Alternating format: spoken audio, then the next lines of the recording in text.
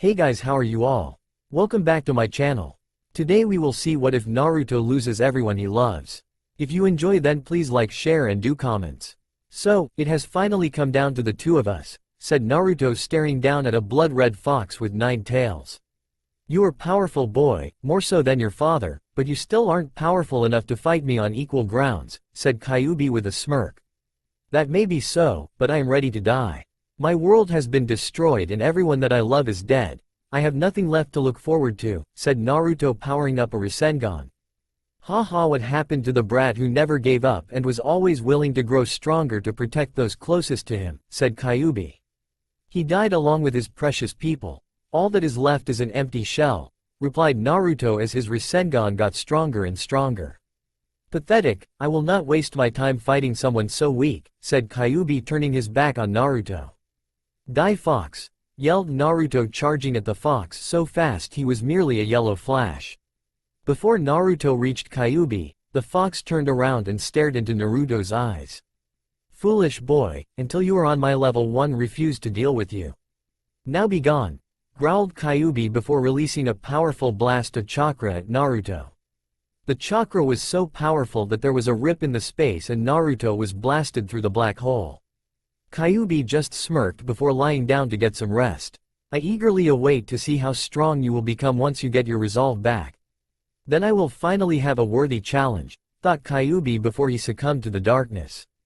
It was a beautiful day in feudal Japan and nothing seemed to be wrong.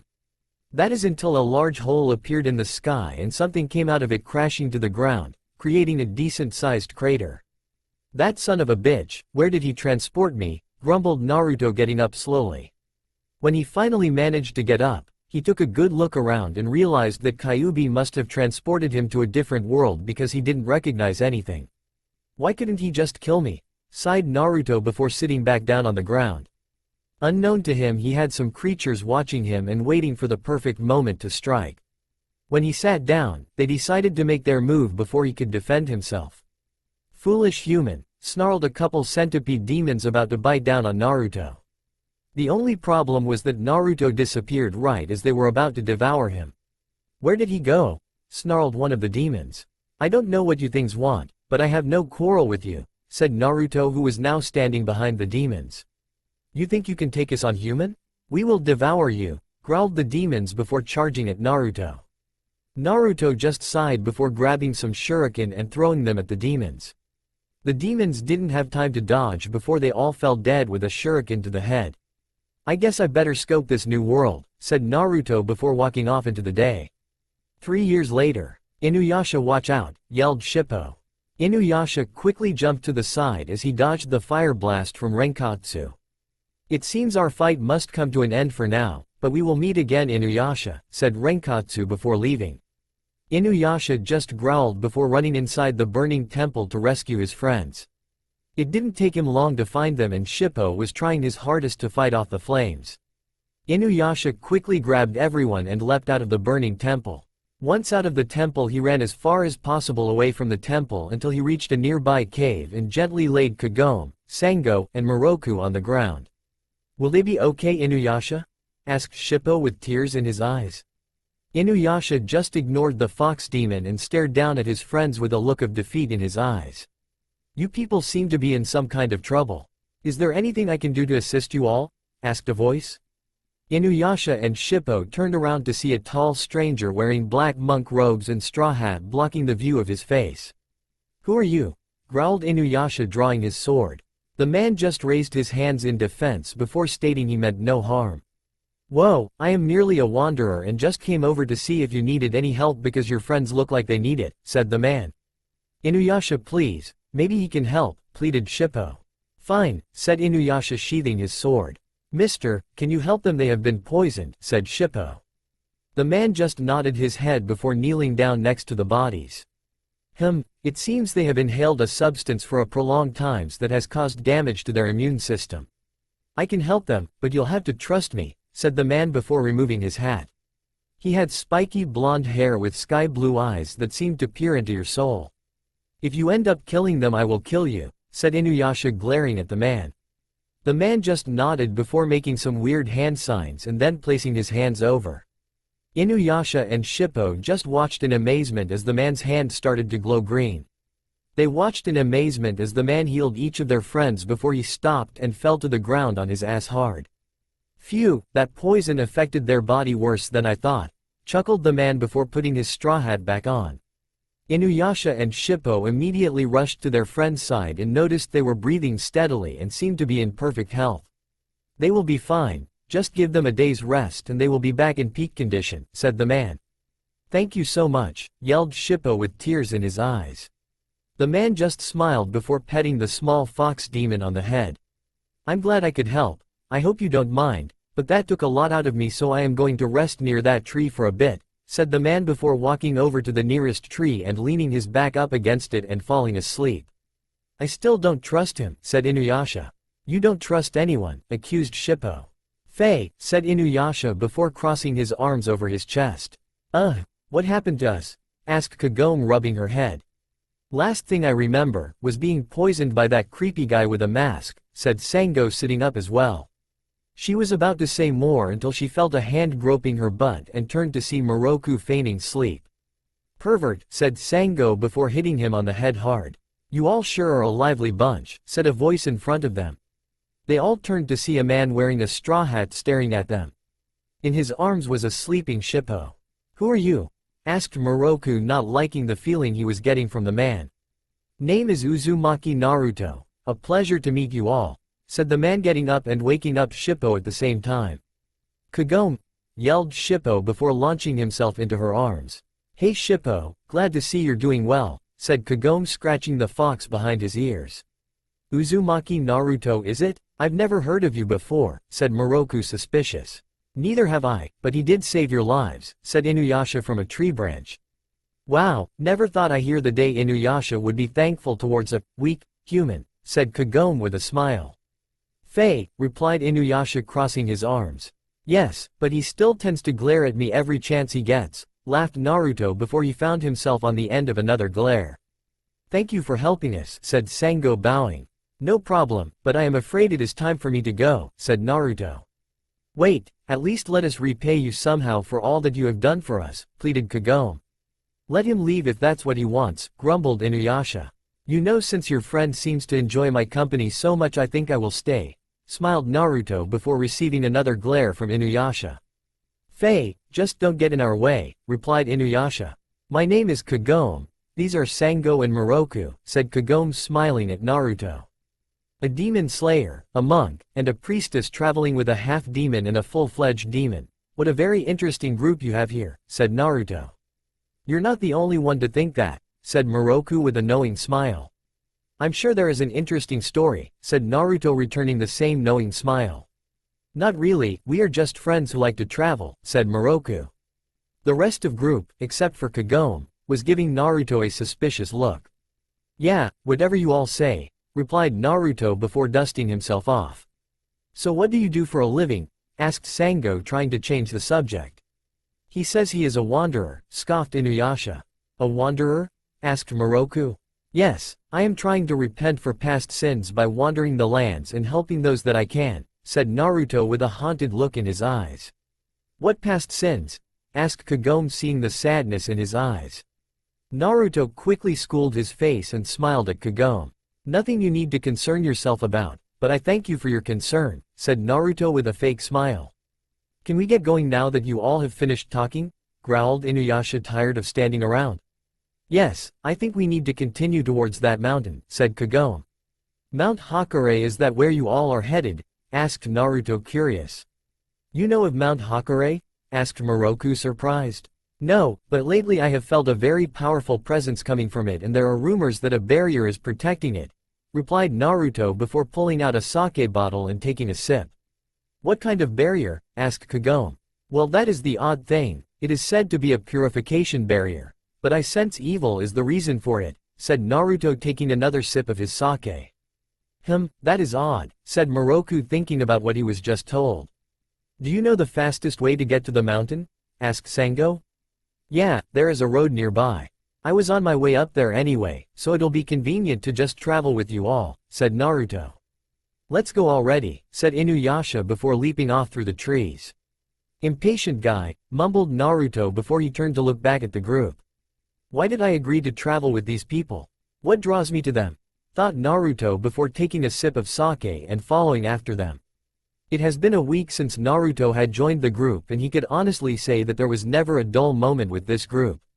They were a very lively bunch and they reminded him of the friends he used to have in the past. In the end, he tried not to interact much with the group so he wouldn't be too attached, but Kagome took every chance she could get to involve him in conversations. Luckily, for him, they were reaching the next village and he could finally take his leave from the group. I sense a jewel shard, whispered Kagome to the others. Naruto's advanced hearing easily picked up what she said and gave her a questioning look. Jewel shards? Thought Naruto. What direction is it in? Asked Inuyasha. It is coming from that village up ahead, said Kagome pointing at the village that was now in view. Wait a minute, the smell of graveyard soil is close by. One of the band of 7 is near and I am going to take him out, growled Inuyasha before leaping away. Kagome and the others tried to stop him, but he had already run off by himself. Band of 7 hey? Asked Naruto, surprising everyone because they forgot he was there. Don't worry, I won't interfere, it is none of my business. It was fun traveling with you all, but it is time that I take my leave. Good luck on your journey, said Naruto before ing off from the group. Kagome wanted to tell him he didn't have to leave, but was stopped by Moroku. Kagome, we must get Inuyasha back first, said Moroku. Kagome looked torn before she nodded her head and the group took off after Naruto. Inuyasha and the gang with Kikyo were now staring down at the 4 members of the band of 7. Just as the battle was about to start, they had an interruption in the form of one interfering wanderer. Not every day you see a battle between the living and the dead, said Naruto standing between the two groups. Naruto, move, they will kill you, yelled Kagome, but she was too late because Renkatsu had already launched a fire blast at Naruto. The flame completely consumed Naruto until there was nothing but scorched earth left after the fire settled down. Naruto, said Kagome with tears in her eyes as Renkatsu just laughed. Fool died a fool's death, laughed Renkatsu. That wasn't very nice, said a voice besides Renkatsu. The band of 7 members turned to see a smiling Naruto sitting on one of Ginkatsu's cannons. Everyone just stared in shock at Naruto in disbelief. Yeah, the stairs are getting quite uncomfortable, said Naruto before scratching the back of his head. Kill him, Jakatsu, said Renkatsu. Not as pretty as Inuyasha, but you'll do for now, said Jakatsu before swinging his sword at Naruto. Naruto jumped off Ginkatsu in order to dodge the attack. Once he was off Ginkatsu, Renkatsu and Ginkatsu started their attack on Inuyasha and his gang. I'm sorry, but I do not wish to fight you, said Naruto, easily dodging the blades of Jakatsu's sword. Don't worry, once I carve out your pretty face I'll go for Inuyasha and his friends, said Jakatsu with a smile before swinging his sword at Naruto. I apologize for this then, said Naruto, catching the blade between his finger and thumb. He then broke the blade much to Jakatsu's shock, but before he could refocus he was uppercut into the air and the kicked off into the distance where he finally crashed to the ground, knocked out cold. Naruto made sure Jakatsu was down before turning his back to go see how the others were faring. When Naruto reached back with the others he found Inuyasha trying to fight with some man using claws, but was losing badly while Kikyo was about to be run over by the giant Ginkatsu. He saw Moroku rushing to save her, but Naruto didn't think he would make it, so started to make some hand seals. Doden. Jiroku Gashi, said Naruto before slamming his hands on the ground, causing a huge earth wall to rise up from the ground that blocked Ginkatsu's path.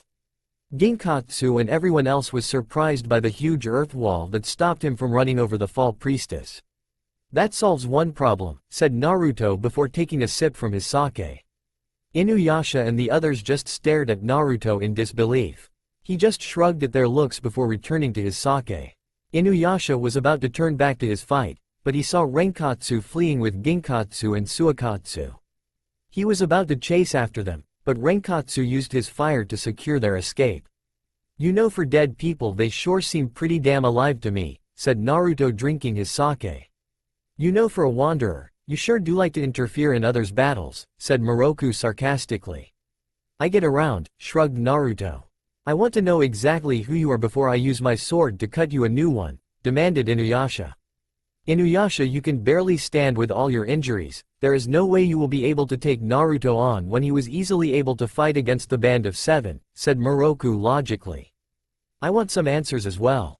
It is kind of suspicious that he shows up all of a sudden to save our lives twice with no apparent reason, said Sango, glaring at Naruto, who continued to drink his sake. Thank you again for saving our lives, said Kagome, bowing. What do you plan on doing with the dead priestess, said Naruto, pointing at Kikyo. That is none of your business, growled Inuyasha. The woman is a curse upon this land and should be dealt with, said Naruto, walking towards the woman. If you lay a finger on her, I will destroy you, growled Inuyasha, blocking his path. Before anyone else could do anything, soul collectors started to put souls in Kikyo's body and she awoke slowly. You are not of this world, said Kikyo, looking at Naruto. You are not of this world anymore either, said Naruto. The affairs of these lands don't concern you, said Kikyo, standing slowly. I agree fully with you on that, but unlike you I do belong with the living, replied Naruto. What is your business here? Asked Kikyo, changing the subject. Got no business, but now I will stay here with you because I want some answers and I know you can tell me much, said Naruto, calmly walking up to Kikyo until he was standing before her. He looked down into her eyes as she looked up into his eyes. You may find me at the village orphanage, said Kikyo, turning to leave, but before she did, she told the whole group about the mystery behind Mount Hakare. Just as she was about to leave, Inuyasha tried to talk to her but she merely waved him off. We will meet again, but until then I wish you good luck on your journey, said Naruto. Inuyasha and the others were going to try to stop him, but he disappeared in a swirl of leaves before they could reach him. I really don't like that bastard, growled Inuyasha. The day after the battle with the Band of Seven, Naruto found himself watching the dead priestess Kikyo tending to orphaned kids of the village. He found the priestess's antics amusing because even though she tried hard to suppress her feelings, Naruto could easily see through her mask. He was able to see through her mask because he was an expert at hiding his feelings and could easily tell when someone else was hiding their true feelings. How long will you continue to watch me? Asked Kikyo, not even turning to face Naruto. Until you stop ignoring me and answer my questions, replied Naruto as he drank his sake. Kikyo wondered how a man could drink so much sake, but not even show an ounce of being drunk. What do you wish to know? Asked Kikyo. I wish to know how you are alive, especially when you have already been reincarnated unless Kagome is your clone, said Naruto. I live by feeding off the souls of others and yes, Kagome is my reincarnation, replied Kikyo. You didn't answer my question, said Naruto, getting a new bottle of sake. I did, I just didn't give you the whole truth, said Kikyo, trying to intimidate Naruto. Yeah, we are going to have to work on that anger problem, said Naruto with a taunting smirk. For some reason this man was able to aggravate her so much that she just wanted to shoot one of her purification arrows at him. How did you get to this world? Asked Kikyo, trying to change the subject. I had nowhere else to go, said Naruto with a haunted look in his eyes, but soon covered it up with a false smile. I'm not the only one who is hiding the truth now, replied Kikyo with a smirk. She didn't know why, but for some reason she loved the idea of getting one over on the arrogant man. You got me there, but unlike you, I am much better at hiding the truth, said Naruto with a knowing smirk. Anyway, tell me about these jewel shards that Inuyasha and his gang seem to be hunting, said Naruto, changing the subject. You must be referring to the Shakan jewel shards, said Kikyo. Well now, that explains many things, said Naruto before reaching into his robes and pulling out 2 glowing shards. Kikyo stared in shock, not believing that 2 shards had been so close to her this whole time, but she wasn't able to detect them at all. Not only that, but it seems he is also able to keep the jewel shards pure and untainted, thought Kikyo in shock. Now I know who you are, the famous priestess Kikyo, guardian of the sacred Shakan jewel, said Naruto. How are you able to block me from detecting those jewel shards? Asked Kikyo, curious and suspicious. Oh, these robes are specially designed to block anything.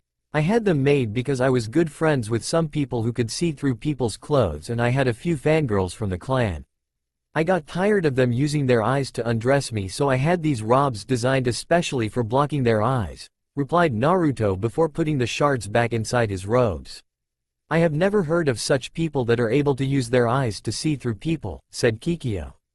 Like you said before, I am not of this world, so why are you so surprised? said Naruto with a cheeky grin. You come from an odd world, said Kikyo glaring at Naruto. This coming from a woman who fights demons on a daily basis. You sure are quick to judge, said Naruto amused. Do you plan on leaving soon? Asked Kikyo, tiring of the insufferable man. I couldn't do that to you, you would miss me too much, said Naruto with a smile. Kikyo just glared at him one last time before walking away from Naruto. He just looked at the woman with a smirk and drank from his sake. This pull I feel to both Kagome and Kikyo, what is it? Thought Naruto with a frown as he continued to drink his sake. It had been a week since the battle and Naruto spent most of his time talking with Kikyo and helping her take care of the children. He sometimes used his medical jutsu knowledge to help heal the villagers when they got hurt, but mostly let Kikyo deal with the injuries unless it was something major. Kikyo tried to find out how Naruto was able to do such things, but he told her that she wouldn't be able to utilize chakra since she was dead. She still didn't trust him either, but she learned to accept his presence. It felt like it did when she first met Inuyasha, how there was a barrier between them at first, but later were able to enjoy each other's company. Naruto and Kikyo hadn't got to the point where they were friendly, but they did tolerate one another except when Naruto went out of his way with helping the kids to causing trouble and performing pranks on her. You sense it as well, yes? Asked Kikyo. Oh yes, there is a battle going on at the base of the mountain, said Naruto. He turned to see what Kikyo was doing, saw her get on a horse, and ride off to the mountain. Naruto just shook his head before disappearing in a swirl of leaves. Kikyo soon reached the base of the mountain and saw Inuyasha's brother Sesshomaru battling with two members of the Band of Seven. She instantly drew an arrow and purified the jewel shard in Suikatsu's neck. He instantly released the hold he had on Rin and the little girl raced off to hide behind Sesshomaru. Kikyo then rushed to Suikatsu's side and he started to thank her for what she did. Before she could remove the shard though, Jikatsu used his sword to remove the jewel shard and was about to run off, but his path was blocked by Naruto, who was smiling at him. Hand over the jewel shard and I won't use force, said Naruto holding out his hand. Jikatsu wanted to fight, but knew he wouldn't be able to take Naruto and would just get beat like last time. In the end, he decided to toss Naruto the jewel shard while he ran off. Who are you? Asked Sesshomaru, staring at Naruto. It is polite to introduce yourself before asking the name of others, said Naruto, smiling at the powerful demon unflinching. Replied Sesshomaru before signaling to Rin they were leaving. Naruto just watched them go with a smile on his face before drinking more of his sake. You are very foolish to challenge a demon lord, said Kikyo, walking slowly towards Naruto. Naruto noticed she was having trouble walking and was using her bow as a crutch. He quickly went to her side, lifted her up, and started to carry her bridal style. Why? Asked Kikyo in surprise. You may be a fallen priestess, but you still have a good heart and did not deserve the fate you were given, said Naruto with a serious look on his face. Thank you, said Kikyo softly.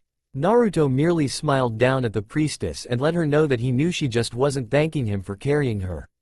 It wasn't long before Naruto had got Kikyo back to the orphanage safely and laid her down on nearest bed. Will you go help Inuyasha now? Asked Kikyo, curious. Will you be okay without me at your side? I don't want you to miss me too much, said Naruto with a smirk. Kikyo finally let a smile show before she started to drift off to sleep. I have survived this long by myself. I think I will be okay without your help, said Kikyo as she slowly drifted off to sleep. My dear priestess, you need more help than you think, but I will go help this Inuyasha you care about so much, said Naruto as he watched Kikyo fall asleep.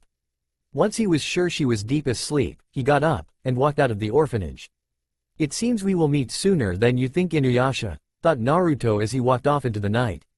Naruto decided to find out more about the mountain before he sought out Inuyasha and his gang. Unfortunately, the mountain started to collapse and he was forced to end his scouting of the mountain and flee to safety. He felt something sinister coming out of the mountain and decided to follow it. It didn't take him long to track down the evil presence and was surprised by what he saw when he reached it. He saw a demon in the form of a man staring down at Kikyo maliciously, but he decided not to interfere unless he had to. The priestess was powerful and he knew she could handle herself, but he would be here just in case she needed help against the demon. So this is Naraku, thought Naruto as he listened to their conversation. Their whole conversation just bored the hell out of him and he thought he would fall asleep because the demon was so full of himself. He sounds like Kyuubi except that Kyuubi has the power to back up his loud talking. Where this fool is so weak, thought Naruto before taking another sip of his sake. He was forced to toss his sake though when he realized Naraku was about to cut Kikyo down. Naraku was smirking the whole way thinking he would finally destroy the woman that had plagued him for so long, but soon realized that she had somehow dodged his attack. He looked all over to where she could have gone and noticed a man with a straw hat was holding her in his arms bridal style. "Naruto?" asked Kikyo in surprise. "Priestess, I thought you told me you would be okay on your own. I can't let you out of my sight for a second now, can I?" said Naruto with a smile. Kikyo couldn't stop herself from returning his smile, just something about the man that just brought out the joy for life in her. "Who are you to interfere with matters that do not concern you?"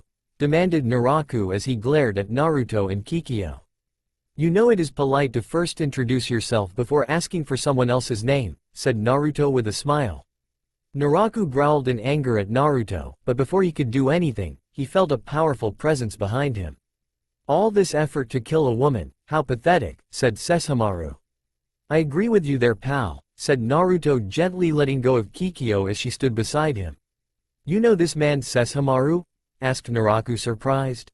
"Are you kidding me? Ol Sess and I are buddies from way back in the day," said Naruto laughing as he took a sip of sake from his bottle. "I will deal with you in a moment, human. Right now I shall deal with you, Naraku," said Sesshomaru before swinging his sword down and releasing the power of his sword upon Naraku. Naraku didn't even bother to dodge the attack and smiled during the whole thing. "Interesting, his power of regeneration is incredible," said Naruto impressing with his healing ability, but still thought the man was extremely weak. In fact, if it weren't for his regenerating ability, Sesshomaru could have easily killed Naraku in that attack. Naraku then launched Sesshomaru's attack back at him, but Sesshomaru merely blocked it with his sword. Before Sesshomaru could fight Naraku some more, Naraku decided to retreat, but not before saying one last thing to Kikyo. "Next time we meet, Kikyo, I will finish you," said Naraku before disappearing. Kikyo just watched him go with no emotion showing on her face. "Interesting guy that Naraku, he would get along great with the pedophile Orochimaru," said Naruto before taking another sip of his sake. "Who are you?" asked Sesshomaru looking at Naruto. "Impolite as usual, I told you before that it is polite to introduce yourself first before asking for another's name," said Naruto. "Insolent human. Watch your tongue when you speak to Lord Sesshomaru," yelled Jaken.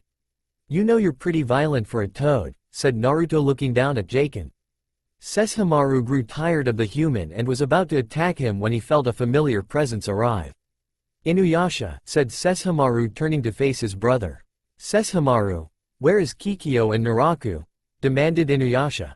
"Well, Naraku flew the coop, but Kikyo is right here," said Naruto catching the Hanyu's attention.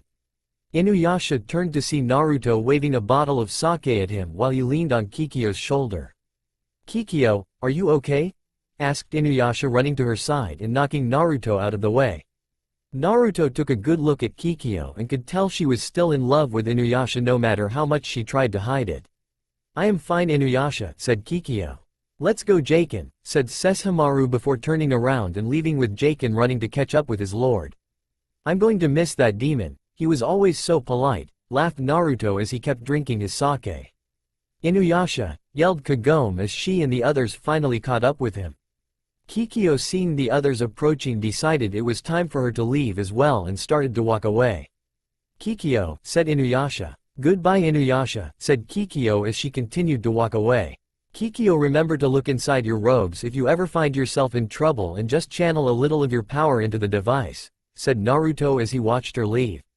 "What is he talking about?" thought Kikyo as she reached inside her robes and felt something that wasn't there before. She pulled out a three-pronged kunai and wondered how he was able to plant it on her without her knowing. "The more I learn about you, Uzumaki Naruto, the more I realize I don't know about you," thought Kikyo as she continued to walk away. "What were you doing with Kikyo?" demanded Inuyasha. "I was protecting her from Naraku. It seems his goal from the beginning was to kill her," said Naruto. "He went through all that trouble just to kill some woman?" asked Koga in disbelief. "I know, I thought the same thing. I mean, she is beautiful, But I mean Kagome and Sango look just as good to me. Why not go after one of them or some other women, said Naruto, causing the two women to blush at his words. Koga and Inuyasha growled at the man for flirting with their woman. What is the real reason he attacked Kikyo? Asked Moroku, knowing Naruto knew the answer. You're pretty smart for a pervert. Remind me of my old sensei. He said something about getting rid of his human heart, whatever that means, said Naruto with a shrug. He was able to get rid of his heart, said Kagome. That would explain what Sango and I saw while in the mountain, said Moroku. You really think those things in there were his heart reforming itself? Asked Sango. It is a possibility, and it would explain why Kagura was protecting the area, said Moroku. Are you okay, Naruto? Asked Kagome, walking up to him to check for any injuries. Oh yeah, but thank you for caring, said Naruto with a smile, causing Kagome to blush before smiling back at him.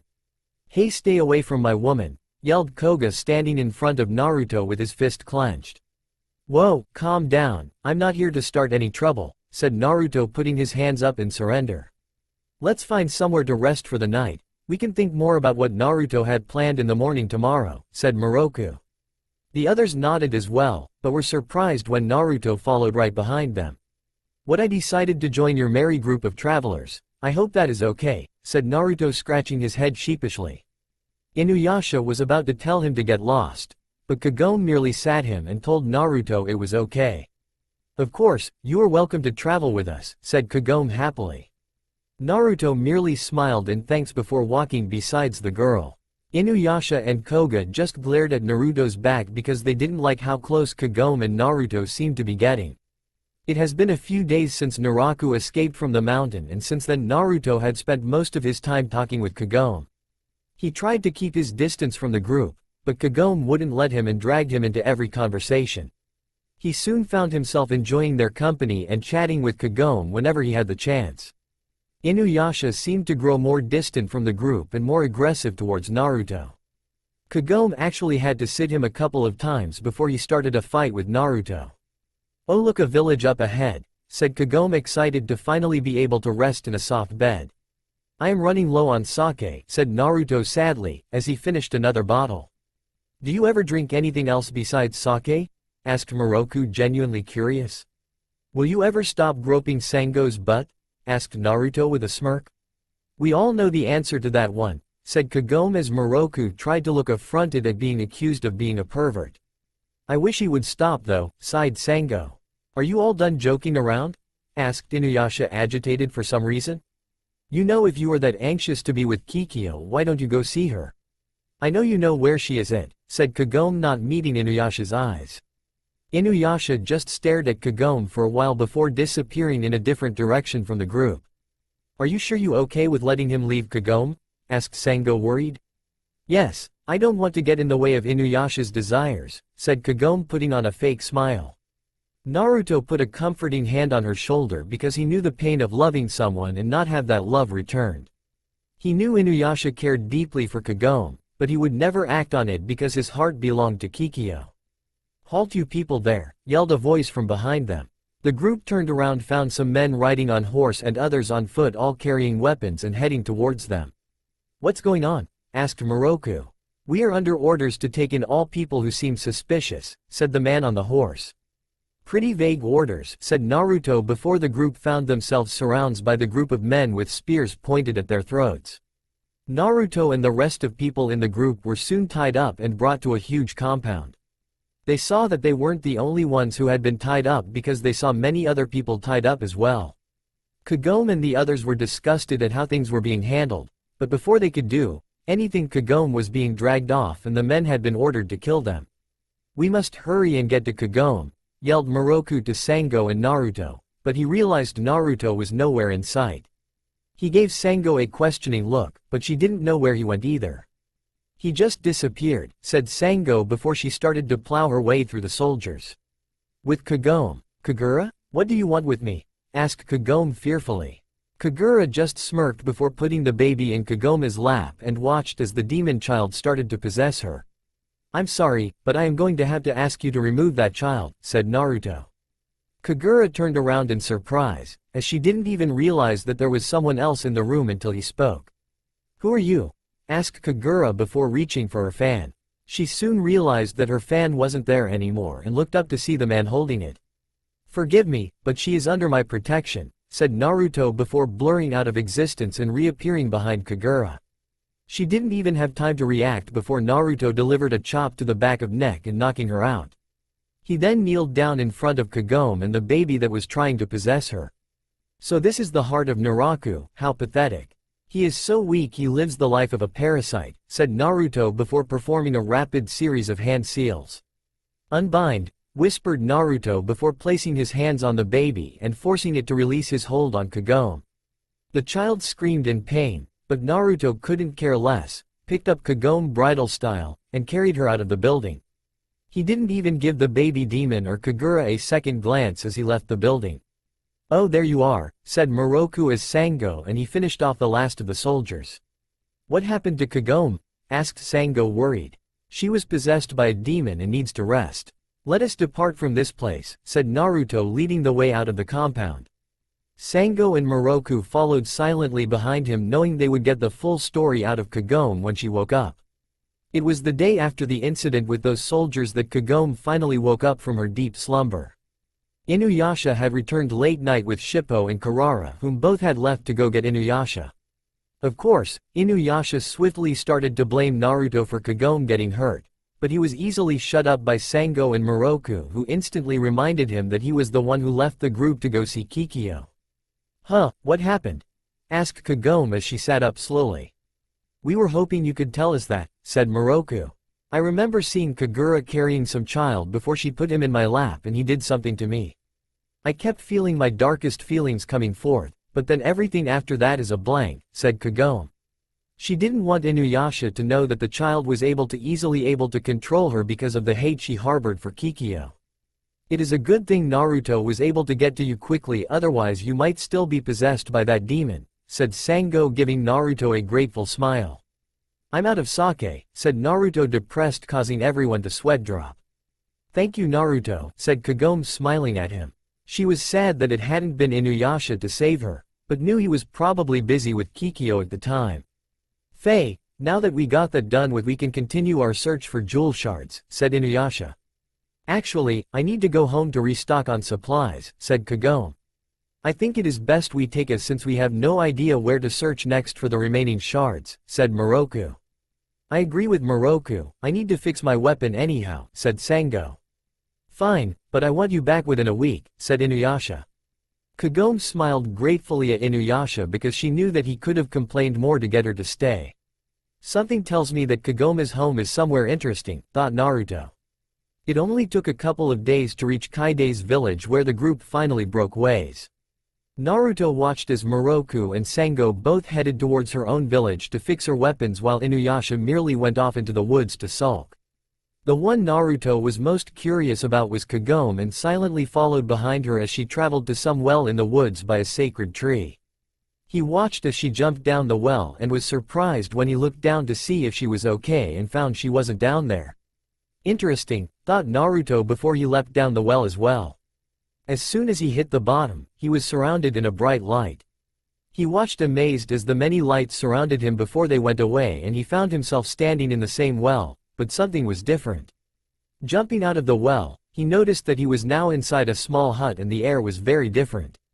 Naruto calmly walked out of the hut and was amazed by what he saw, but soon found himself at the end of an arrow. "What are you doing here?" asked Kagome suspiciously. "Honestly, I was curious to where you had gone off to, and when I saw you jump down the well in the middle of the woods and I got curious," said Naruto sheepishly. "How'd I know I can trust you?" asked Kagome. "I would never harm you, Kagome, in any way," said Naruto, giving Kagome a meaningful gaze. Kagome just gazed right back into Naruto's sky-blue eyes before she slowly lowered her weapon.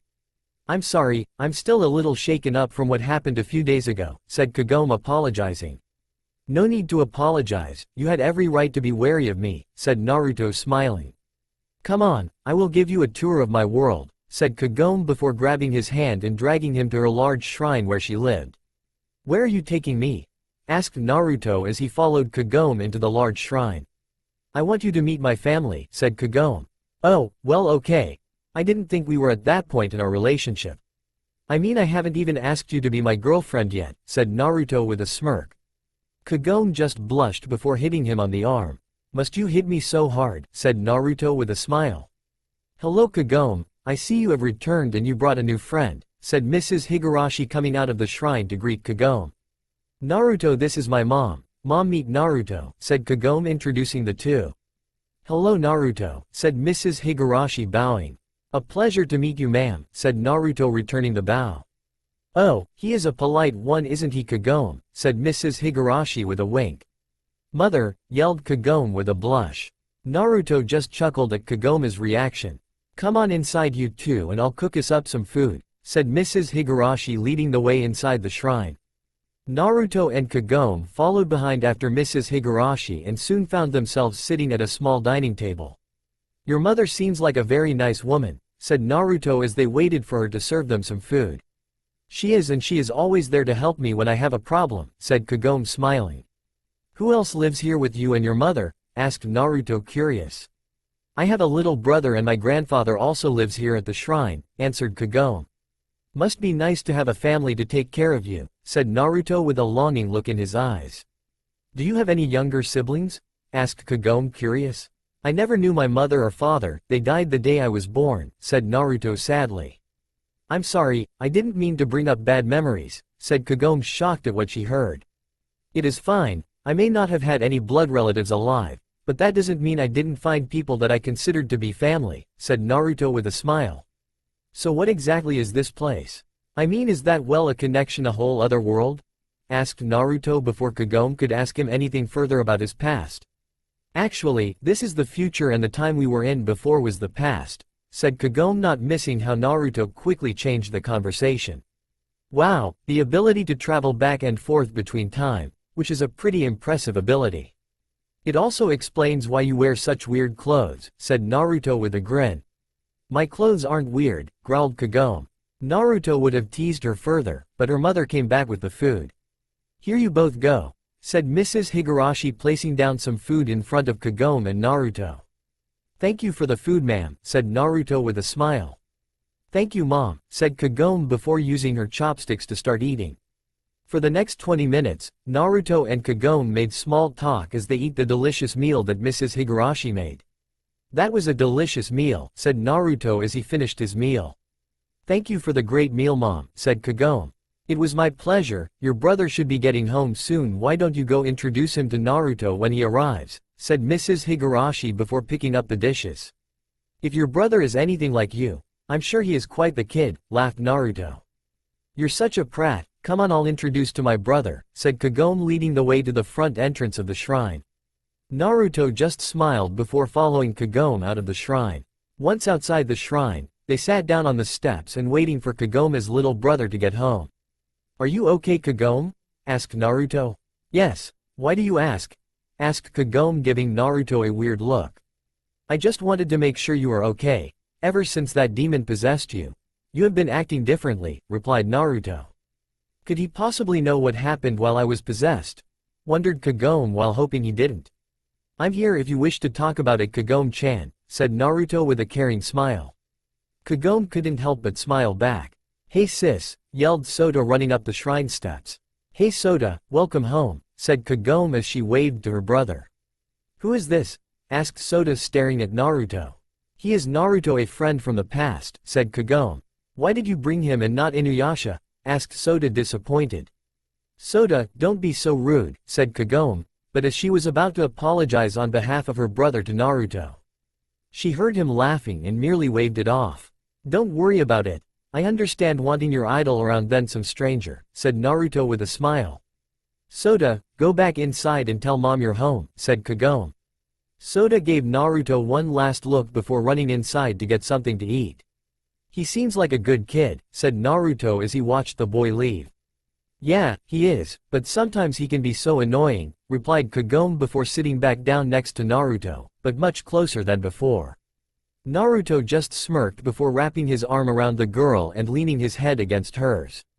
I'm sure he can say the same thing about you sometimes, said Naruto as Kagome just nodded her head and was trying to hide her blush. She wanted to tell him to let go of her, but she found that she liked being close to him and couldn't deny the butterflies she was feeling in her stomach at the moment. "How did you know my brother idolized Inuyasha?" asked Kagome, trying to focus on something other than Naruto. "I could see it in his eyes and by how depressed he was that I was here and Inuyasha wasn't," answered Naruto.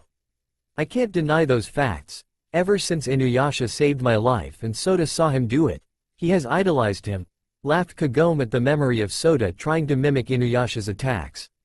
"It is funny to think that someone would idolize that grumpy Hanyu," said Naruto with a smirk. "He isn't that bad. I'm sure if you didn't try to make him angry all the time you would see that he is a pretty decent guy," said Kagome, defending Inuyasha.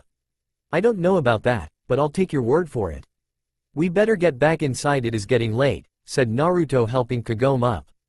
Kagome didn't realize it until then, but it had got dark out. She was surprised that Naruto and she had been talking for so long. "Yeah, you'll have to sleep on the couch, I hope that is okay," said Kagome as they walked towards the shrine. "That will be fine," said Naruto as they walked back into the shrine. Kagome brought some covers down for Naruto used before returning to her room. She decided to take a bath before she went to sleep to calm her nerves from the rough week she had. As she was relaxing in the bath, Kagome mulled over the many things that happened during the week. "No matter how hard I try, I can't seem to get it out of my head how that demon was able to possess me so easily. He said he was able to possess me so easily because of all the hate I harbored for Kikyo. Do I really hate Kikyo so much? I know Inuyasha will never look at me the way I look at him so long as Kikyo lives, but do I really wish for her to be dead so he will?" thought Kagome gloomily. She didn't like the fact that she wished for someone else dead just so she could be happy.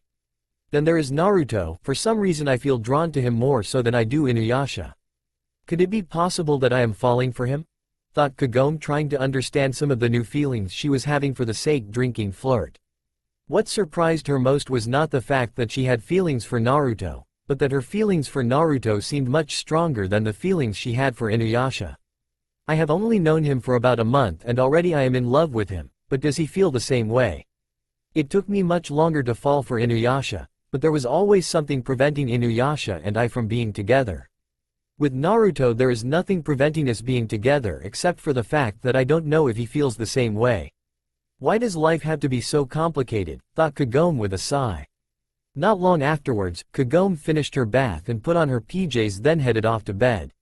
What she didn't know was that Naruto was having the similar thoughts as well as he stared at the ceiling. "Kagome, she is too pure to be tainted by such a curse as myself.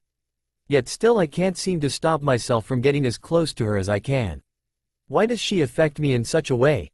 thought Naruto before he too fell asleep. The next day Naruto woke up extremely early, but not because he wanted to, but because Kagome was making such a loud ruckus. "What is all that noise?" groaned Naruto as he woke up. "Kagome is late for school. Why don't you come get some fast while Kagome finishes getting dressed," said Mrs. Higurashi. Naruto just got up slowly before stretching out to loosen his muscles. After he was done stretching, he heading into the kitchen and took a seat next to an old man that was giving him a strange look. "Are you a demon like Kagome's other friend?" yelled the old man. "Last time I checked I was human, but it wouldn't be the first time I have been called demon," said Naruto, mumbling the last part. Mrs. Higurashi picked up what he said and gave Naruto a confused look before returning to making fast. Soon fast was made and Mrs. Higurashi served everyone at the table. "You know, if you keep making food this good you might just have me as a permanent house guest," said Naruto, smirking. "I'm sure Kagome wouldn't mind you staying at all," said Mrs. Higurashi, blushing at the compliment. "Mother, will you stop giving Naruto ideas?" said Kagome, running into the room and getting herself a plate of food. "I'm hurt, Kagome-chan. I thought you would loved having me here," said Naruto, feigning a pain in his heart. "Well, or a better house guest than Inuyasha," mumbled Kagome, causing Naruto to smirk. "So, what is this I hear about you needing to go school?" asked Naruto. "Oh my gosh, I need to get going," exclaimed Kagome before taking one last bite of her food, then rushing out of the house. "Bye mom, bye grandpa," yelled Kagome as she ran out of her home. "She must love school," said Naruto, surprised. "No, she just doesn't have much time for it as she once used to, so when she does get the chance to go she tends to overreact," said Mrs. Higurashi. Still I can remember when I had to go to the academy and gosh was that incredibly boring, said Naruto shuddering at the memories. Oh, I'm sure there was at least something about school that you liked, said Mrs. Higurashi with a knowing smile. Okay, you got me there. I did enjoy spending time with my sensei Iruka, said Naruto fondly as he remembered the only man he would ever call father. See, so you shouldn't be so quick to judge Kagome for her wanting to get to school, said Mrs. Higurashi with a look of victory in her eyes. Women always have to be right, grumbled Naruto with a smile. With Kagome. Hey Kagome, I see you no longer have the flu, said Eri smiling at Kagome. Yeah, replied Kagome with a sweat drop. So, how are you and your boyfriend doing? Asked Yuka curious. Kagome-chan, you didn't tell me you had a boyfriend, said a voice behind the girls and Kagome was shocked to see Naruto smiling at her. All her friends were staring at Naruto with hearts in their eyes and Kagome couldn't help but stare with hearts of her own. He was wearing some modern-day black baggy jeans and a tight blue shirt that showed off all his well-defined muscles.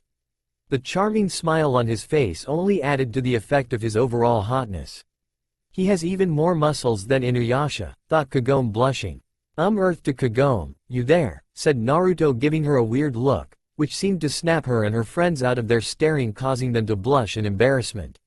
What are you doing here? Asked Kagome. Well, I got to talking with your mother and she said it would be good for me to find something to do for the day because she would be out doing some chores. So I decided to hang with you and see what your school is like, replied Naruto with a smile. Kagome, introduce us to your friend, whispered Yuka who kept blushing every time she looked at Naruto. For some reason Kagome found she getting angry that her friends were looking at her Naruto-kun like that. Wait a minute, since when did he become my Naruto-kun? Thought Kagome before she snapped back to reality. Sorry, Yuka, Eri, and Ayumi meet Naruto. Naruto meet Ayumi, Eri, and Yuka, said Kagome introducing Naruto to her friends. A pleasure to meet you all, said Naruto once again giving them his hearting smile. The girls just swooned before fainting from the smile Naruto gave them causing to give Kagome a weird look. Did you have to go and do that? Sighed Kagome as she woke her friends up.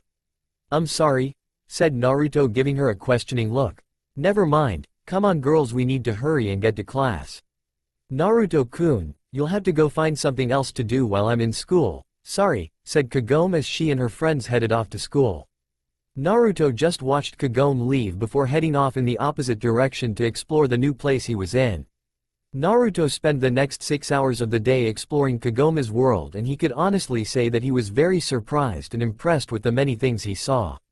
Her world was so different than his, with the large buildings and the advanced technology. He saw many devices that could have helped him greatly when he was learning to be a ninja. Then again, if this technology were to fall into the hands of the wrong people like Orochimaru and Akatsuki, they would be able to spread a reign of terror like never before seen. Of course, Kyuubi and the other demons still were much more worse than any of the things he found in Kagome's world, but he didn't have to worry about them ever getting loose since they were all imprisoned for eternity by him except for the Kyuubi. If only he had been able to find the way to imprison the Biju sooner, then his world wouldn't have been destroyed. I better go see if Kagome is done with her classes, said Naruto before disappearing in a swirl of leaves. With Kagome, what a long day of school. I really wish Grandpa would stop telling people I'm sick and come up with a better excuse, thought Kagome as she walked off school grounds. Kagome-chan, wait up, yelled a voice behind her. Kagome turned around to see Hojo running towards her and just sighed. When will he ever give up chasing me? Thought Kagome with a sigh. Hey Hojo, said Kagome putting on a fake smile. Hello Kagome, I see you were well enough to return to school again today. I could have sworn you would still be in bed from the flu, said Hojo with concern. Oh no, I am doing fine, said Kagome. Well, I brought you a gift, said Hojo handing Kagome a basket full of many different items. They're from my mother's pharmacy, it contains many different things to help you with any illnesses you may have in the future, said Hojo smiling. Oh, well thanks, said Kagome taking the huge basket from Hojo. Well, I better get going. I hope to see you again Kagome-chan, said Hojo before running off. He seems like a nice guy, that your boyfriend, said Naruto appearing at Kagome's side from out of nowhere. Kagome jumped in fright at Naruto appearing at her side. Where did you come from? Oh, and he is not my boyfriend and never will be, said Kagome. Naruto was very happy to hear that wasn't her boyfriend and that she didn't have any type of relationship with that boy. I just came back from exploring the city and I am glad to hear that that boy isn't your boyfriend, said Naruto, not realizing until too late about the last part of what he said. Oh, is that so? Why are you glad that he isn't my boyfriend? Asked Kagome, curious and giving him a hopeful look. Naruto just sighed before looking Kagome in her eyes. He was never good with all the feeling stuff, but he knew one thing, and that was he didn't like lying to the ones he cared about. For some reason this girl made him feel comfortable and he found himself telling her the truth. You already know the answer to that question, said Naruto. Kagome just smiled at Naruto for that, but she wanted more. Let's go home, then we can go out and explore the city some more, said Kagome before walking off back home. Naruto just gave Kagome a curious look before smiling and following behind her. Naruto and Kagome were now spending their time exploring the city now that Kagome had dropped off her books at home. So where do you want to go first? Asked Naruto. How about a movie first? Asked Kagome. A movie? Hey, that sounds like a good idea. Lead the way, said Naruto with a smile. Kagome returned the smile and soon led him to the nearest theater. Naruto even allowed Kagome to pick the movie, a decision he soon regretted when Kagome picked some chick flick. What have I done? Thought Naruto as he was dragging into the theater. For the next 2 hours, Kagome leaned on Naruto's shoulder as they watched the romantic movie. Naruto could honestly say that he was bored out of his mind from the movie, but he loved having Kagome resting on him and mainly just stared at her during the whole movie. At the end of the movie, Kagome and Naruto left the theater and decided to go somewhere to eat next. Kagome was thankful that Naruto was nothing like Inuyasha when it came to food, otherwise he would just want to eat ramen. Are there any ramen restaurant in the city? Asked Naruto, which caused Kagome to fall anime-style to the ground. I just thought for a moment that you would have different taste in food than Inuyasha, but you just proved me wrong, sighed Kagome. What's wrong with ramen? Asked Naruto as he hurried to catch up with Kagome. Kagome ended up taking them to a decent restaurant that did serve ramen for Naruto while she ordered a small salad. This is nice, said Naruto as he ate his food. You know, Naruto-kun, if this is going to work you will have to tell me more about yourself, said Kagome with a blush. She didn't believe she just openly stated that she wanted to be with him, but she couldn't deny how happy and comfortable she felt around him. I know, but you may not like what you are going to hear, said Naruto gloomily. Kagome just grabbed his hand and gave it a squeeze. First of all, I am not from this world. I come from a very different world where ninjas rule, said Naruto. I always dreamed of growing strong and being leader of my ninja village. I trained as hard as I could and eventually I became strong enough where I had the power to protect the people I loved, but that was not to last, said Naruto as his hand trembled. A great evil was unleashed upon the land. A group of people tried to control this power, but they underestimated it and it backfired on them. I was too weak at the time to do anything as was forced to watch all those precious to me killed. Eventually, I regained my strength and came up with a way to seal away the evil that had ravished the lands. My plan succeeded, but it was too late and I was the only of my people left alive. My world had been turned into nothing but a wasteland of death and destruction. I sought to kill myself, but then something happened and I was transported to this world. I have been here ever since, said Naruto with tears in his eyes at the memories. He didn't tell her the whole story, but he did tell her mostly of what happened. He wasn't ready yet to go into detail and didn't know if he ever would be. I'm so sorry, said Kagome as she got up, sat next to Naruto, and held him tight. She could the waves of pain coming off of him and wanted nothing more than to be able to take away all of his pain. He has suffered an even worse fate than all those tricked by Naraku, thought Kagome. Naruto soon recomposed himself and gave Kagome a grateful smile. Thank you, but that is in the past and I have long since gotten over it, lied Naruto. I'm sorry for forcing you to talk about your past, said Kagome. No, don't be sorry, you deserve the truth, but could you keep this between us? I do not want anyone else to know because I do not like pity, said Naruto. I promise not to tell anyone, said Kagome. Naruto and Kagome sat in a comfortable silence for the rest of the meal and when they finished they headed back to Kagome's home. Thank you, I had a great time, said Kagome with a smile. No, it should be I thanking you. I have not had so much fun in a long time, said Naruto returning the smile. The two just stared into each other's eyes before Kagome broke the silence. Good night Naruto-kun, said Kagome before running inside her home. Naruto just watched her run inside and disappear from his view.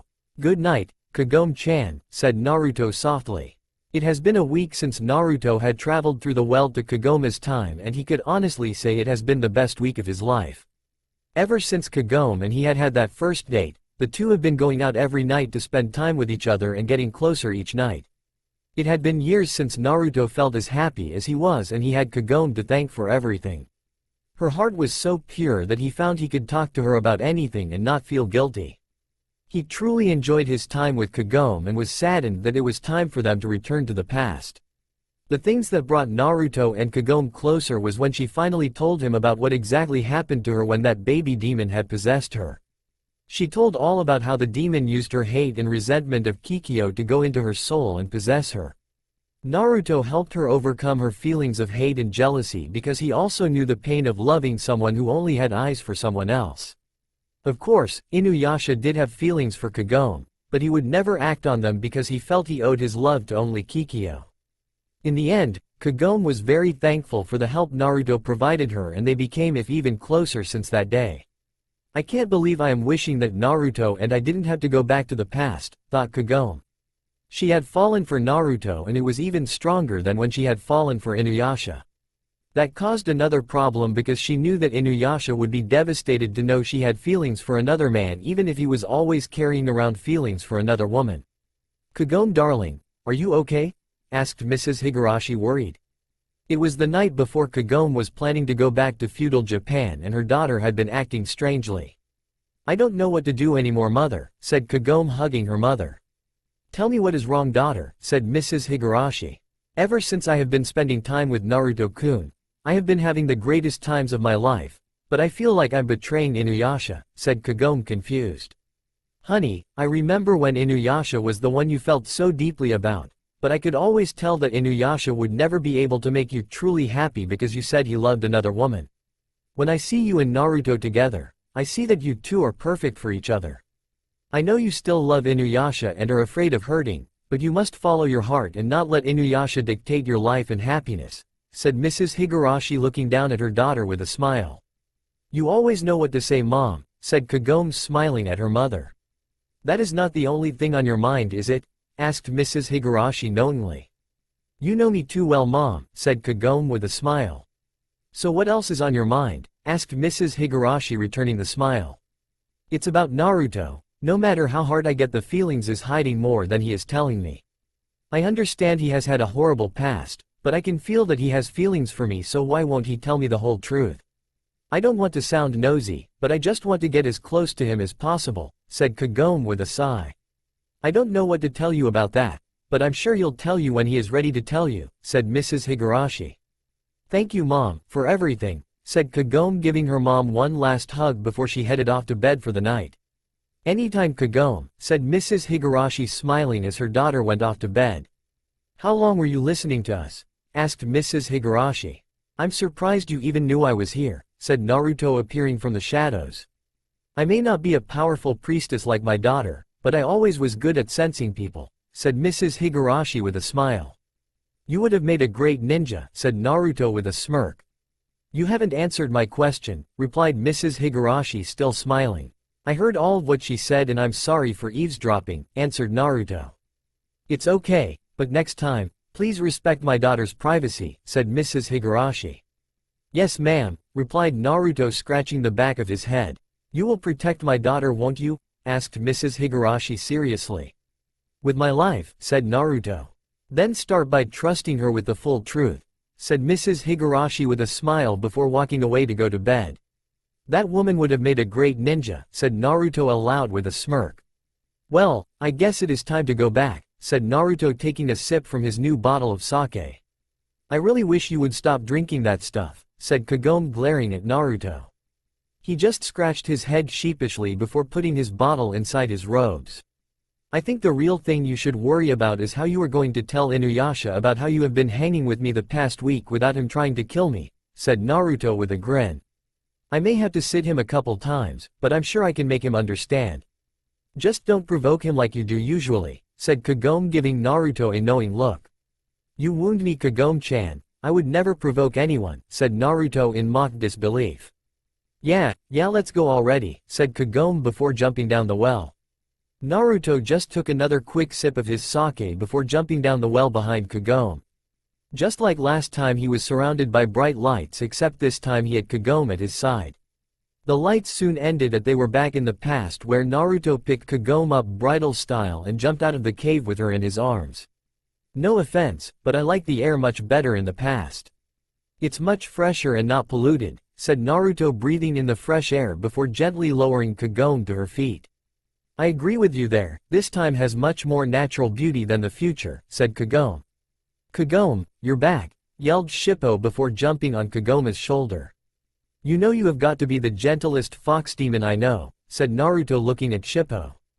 Hey, I'll have you know that I am able to take on demons 10 times my size, yelled Shippo, shaking his fist at Naruto.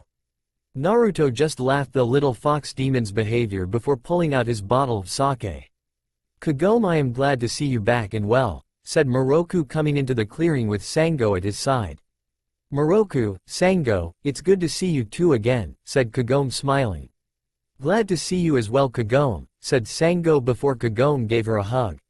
Naruto, we have been wondering where you have been this past week, said Moroku, giving him a knowing look. Funny story, you see what happened was I got lost on the road of life, said Naruto, taking a sip from his sake bottle. I see getting lost on that road of life didn't stop your drinking habits, said Sango. Kagome instantly turned to face Naruto and glared at him when she saw the sake bottle in his hand. Kagome-chan, don't listen to her, I was just looking at the beauty of the bottle. That is all, lied Naruto, trying to protect his precious sake. Kagome just slowly walked up to him before raising her arm and signaling him to give her the bottle. My precious, said Naruto fondly as he slowly handed Kagome the bottle of sake. Thank you, Naruto-kun. Now where is Inuyasha? He is usually here by now, demanding we get going, said Kagome, curious. When we arrived at the village we heard he left to go find Kikyo and he hasn't come back all week, said Moroku. Oh, I see, said Kagome. She wasn't jealous or anything, she was actually happy because if Inuyasha kept spending time with Kikyo, he couldn't be mad at her for spending time with Naruto. Well, isn't that lovely, said Naruto before trying to sneak up on Kagome and get his sake bottle back. Right as he was about to take it, Sango's demon cat started to growl at him, which alerted Kagome to what he was trying to do. Don't even try it, mister, warned Kagome. Stupid cat, grumbled Naruto before Karara jumped on his shoulder and started to rub against his affectionately. Naruto just smirked before petting the cat behind its ears. So what will we do since Inuyasha isn't here? Do we wait for him or do we continue on without him? Asked Moroku. Waiting for him could take forever, especially if he is still trying to find Kikyo, said Sango. I say we wait a couple of days and if he doesn't show up by then we just continue without him, said Kagome before they all started to head down to the village. Sounds like a plan to me. I'm sure I can get some sake for Kaide, said Naruto.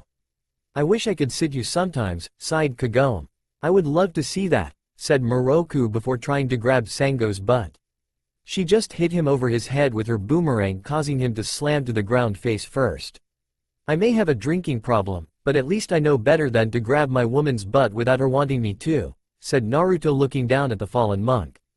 Who is your woman, Naruto? Said Moroku, getting up extremely fast. Why, Kagome-chan, of course, replied Naruto, winking at Kagome and causing her to blush heavily, but she didn't deny it. Inuyasha isn't going to like that one bit, said Shippo as he chewed on some candy. Inuyasha doesn't control me, huffed Kagome. Interesting, it seems Kagome doesn't mind being called Naruto's woman, said Moroku with a smirk. Do you really like him, Kagome? Whispered Sango so that only Kagome could hear. Yes, answered Kagome with a blush.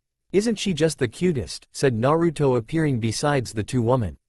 They just jumped in surprise because they didn't even notice him. I can't wait until Koga and Inuyasha find out about this. It should prove amusing, said Moroku with a smile. Can't wait until I find out what? Asked Inuyasha as he jumped down in front of the group. Hey, good to see you again. I brought you a present, said Naruto before reaching into his robes and pulling out a dog toy ball. Here you go, have fun, said Naruto, tossing the ball to Inuyasha with a smirk. Naruto-kun, what did I say about provoking him? Said Kagome, sighing. I'm going to kill you, said Inuyasha before charging at Naruto, who just laughed at his joke. Sit boy, said Kagome, causing Inuyasha to slam to the ground. You tell me not to provoke him, but here you are telling him to sit, said Naruto, shaking his head while smiling. He does make a good point, said Moroku, trying to contain his laughter. Why do you always protect him? Accused Inuyasha, glaring at Kagome. It's because she likes him, said Shippo while continuing to eat his candy. What? Growled Inuyasha. I can't help it, women all over fall for my charm, said Naruto, winking at Sango, who just knocked him to the ground like she did Moroku. You see, it isn't because I am a pervert that she knocks me to the ground.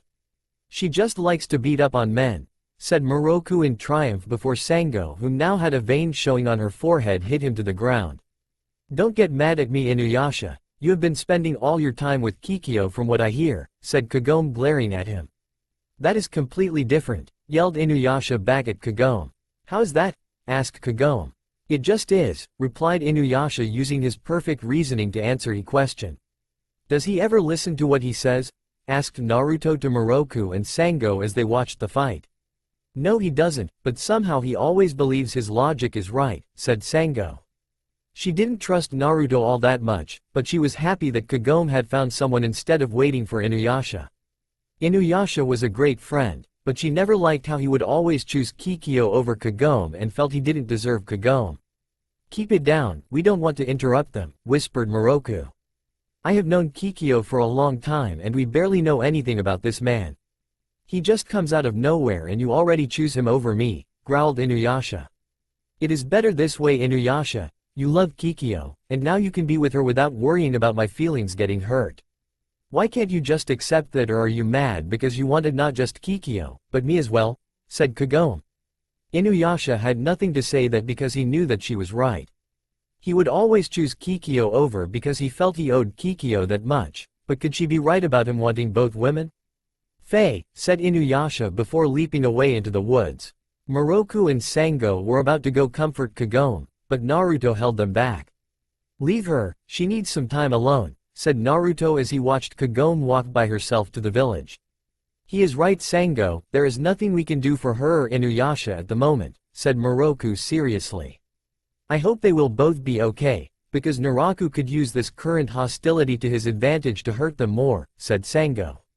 He can try, said Naruto before deciding to start walking towards the village again. Nighttime. How are you doing? Asked Naruto, sitting down next to Kagome as she stared into the next sky.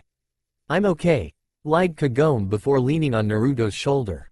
You can't lie to me, Kagome-chan. I used to be a ninja and a very good one at that, said Naruto with a smirk.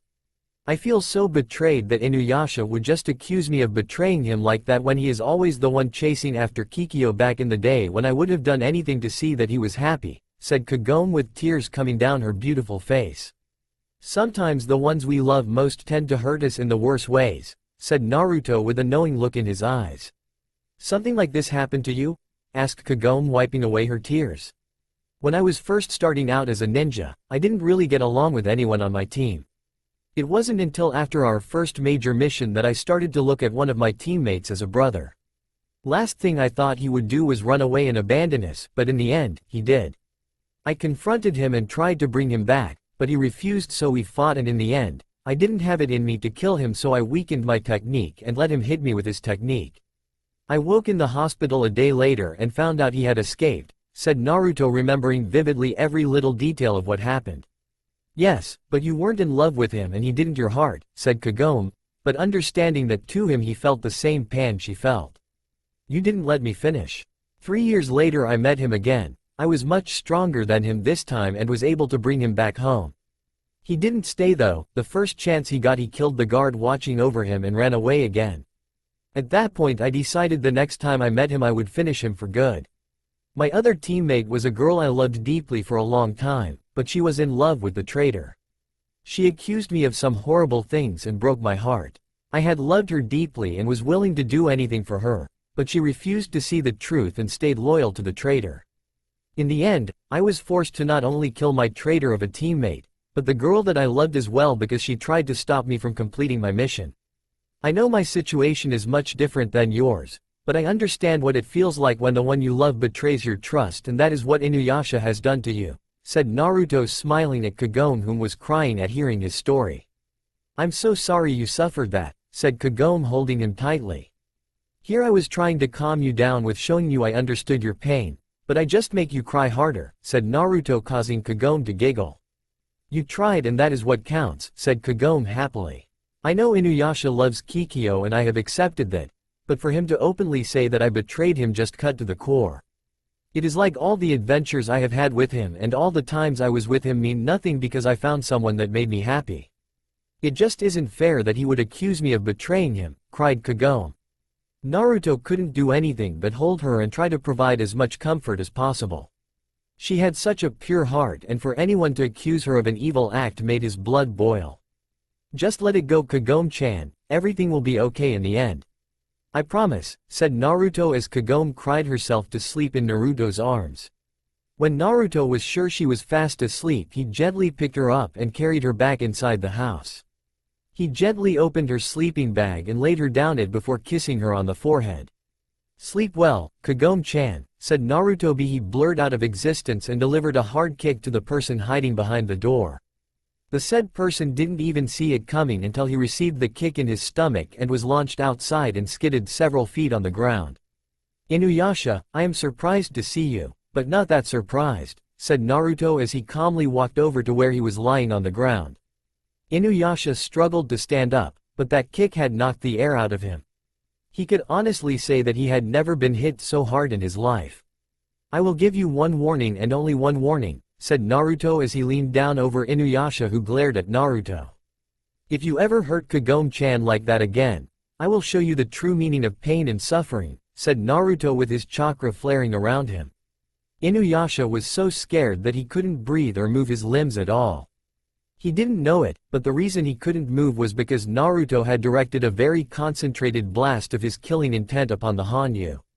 Once Naruto felt Inuyasha understood him, he released his killing intent, and walked back inside the building to get some sleep. Inuyasha watched him go before releasing the breath he didn't realize he was holding.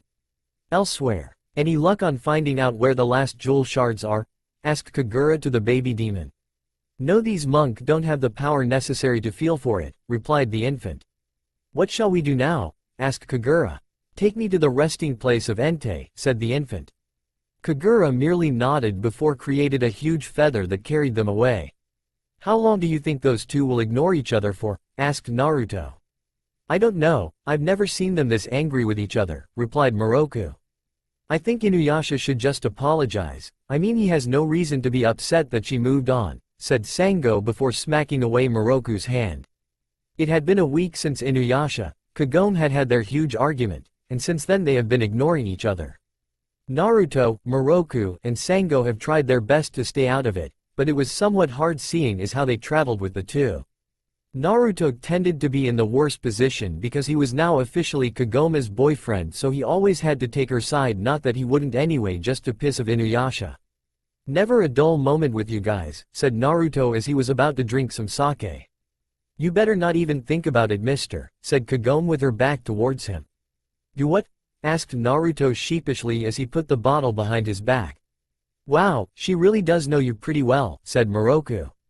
It's not fair, it's like she has a sake sense and can tell when I'm about to drink some, whined Naruto. Moroku just laughed because he enjoyed seeing Naruto suffer, because Naruto was always laughing at him when Sango beat him up. Maybe she should teach Sango how to sense when you are about to do something perverted, said Naruto with a smirk. You know that is a good idea, said Sango before running up to walk beside Kagome. No, do you realize what you have done? Asked Moroku in horror. Oh yes, I do realize, laughed Naruto evilly before he decided to try and drink some of his sake. Naruto-kun, what did I say? Asked Kagome once again with her back turned. Damn woman, she will be the death of me, said Naruto with a small smile as he put away his sake bottle. A day later, Naruto-kun, I'm starving, said Kagome giving him a puppy dog look.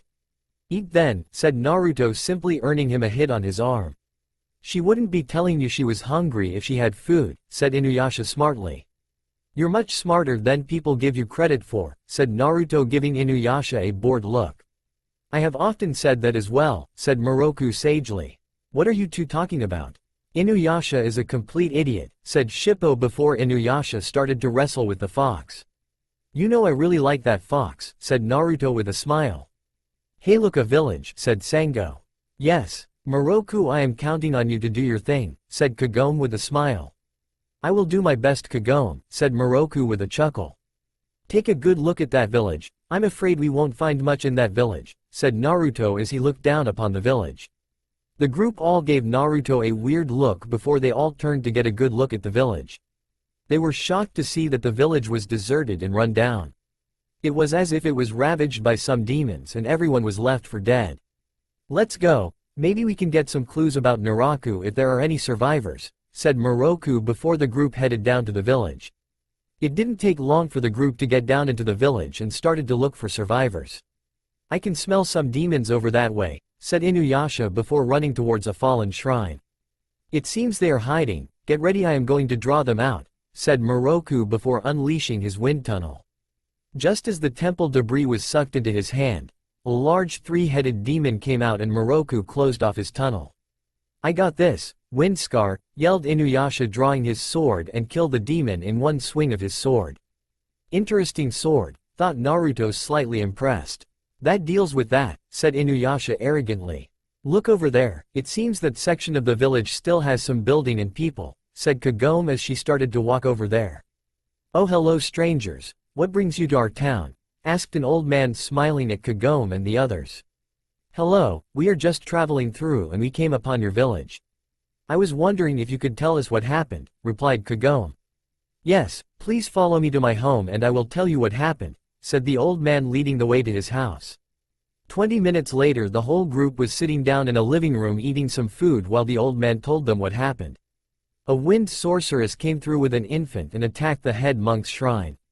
I don't know exactly what happened between the monk and the sorceress, but rumor has it the infant got into the monk's soul before killing him, said the old man. Did you say that an infant killed the head monk? Asked Kagome in slight fear.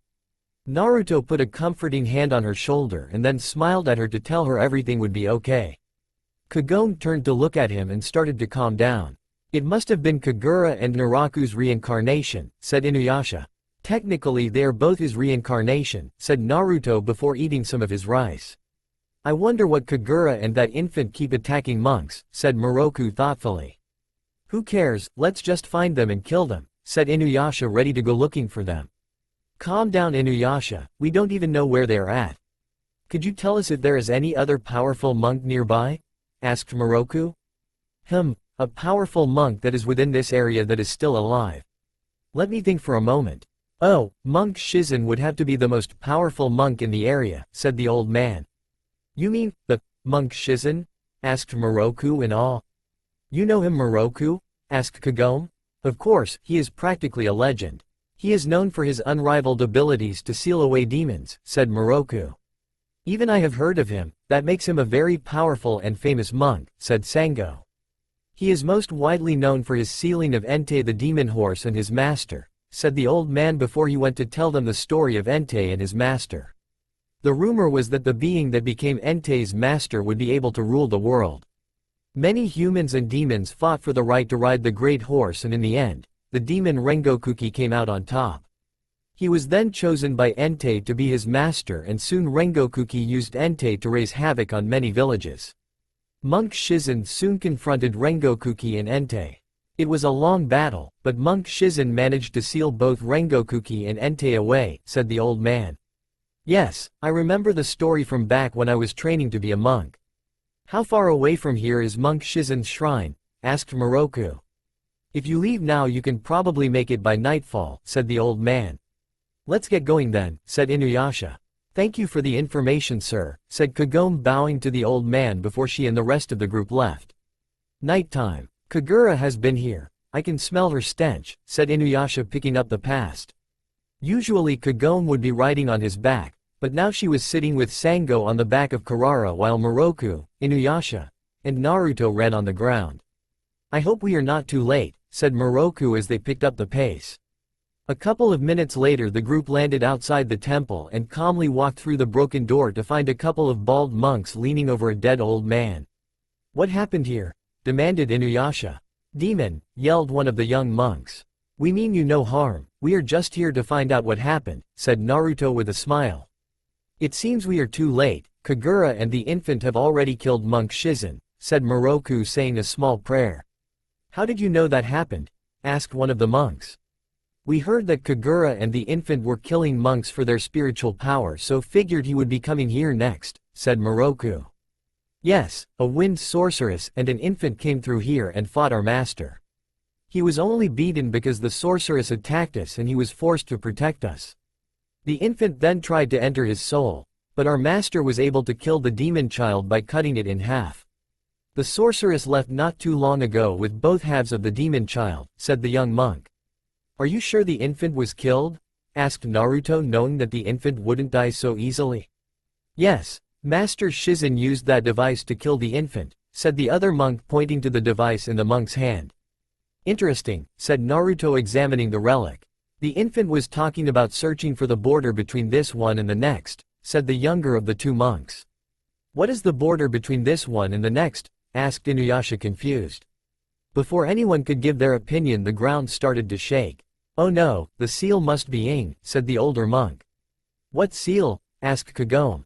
The seal that holds Entei, replied the monks before racing out of the building and to the mountain that held Entei. It didn't take long for the group to reach the rock, and not long after the seal holding the demon horse was burned off. Entei emerged from the stone in all its flaming glory. Don't worry, I'll destroy this pathetic horse with my wind scar, said Inuyasha, drawing his sword. But before Inuyasha could use his wind scar, though, Entei released a huge blast of fire at him. Everyone move, yelled Inuyasha, grabbing Kagome and getting them to safety as Naruto just stood still. Ryuusei Bakuryu, said Naruto calmly before the ground all around Naruto turned into a huge wave of sand and blocked the incoming fire. Kagome and the others watched in awe as a huge tidal wave of sand blocked the fire. When Entei finally finished his attack, Naruto and the others were protected by a huge wall of glass as Entei looked down upon them. What was that? Asked Moroku in awe. We can worry about what Naruto-kun did later. Right now we need to worry about that horse, yelled Kagome. Right, wind scar, yelled Inuyasha, unleashing his attack upon Entei. It looked like it was about to hit, but then Entei easily sidestepped the attack. Damn it, not only did it force me to use my powers openly in front of the others, but it's almost as fast as I am when using chakra to boost my speed, thought Naruto as he watched Entei easily dodge all of Inuyasha's and Sango's attacks. Kagome was trying to take aim at the horse, but it kept moving and she was able to get a clear shot. Soon Entei started to power up a huge amount of energy near its mouth and unleashed it upon the group. Stay behind me, said Naruto before rapidly performing hand seals. Doden. Doryuheki, said Naruto before he spit out a huge amount of mud from his mouth and it solidified into a huge wall of earth. Entei launched his attack upon the wall and Naruto was forced to apply a huge amount of chakra into the wall in order to make sure it held against the powerful blast. Everyone quickly got behind Naruto just as the blast hit the wall. Damn it, said Naruto as he struggled to maintain the wall as the blast hit his wall dead on. A few seconds later, the blast disappeared and Naruto's earth wall crumbled to the ground. Have I really grown so weak? Thought Naruto as he fell to a knee and was panting heavily. Naruto-kun, are you okay? Asked Kagome, running to his side and looking at him worried.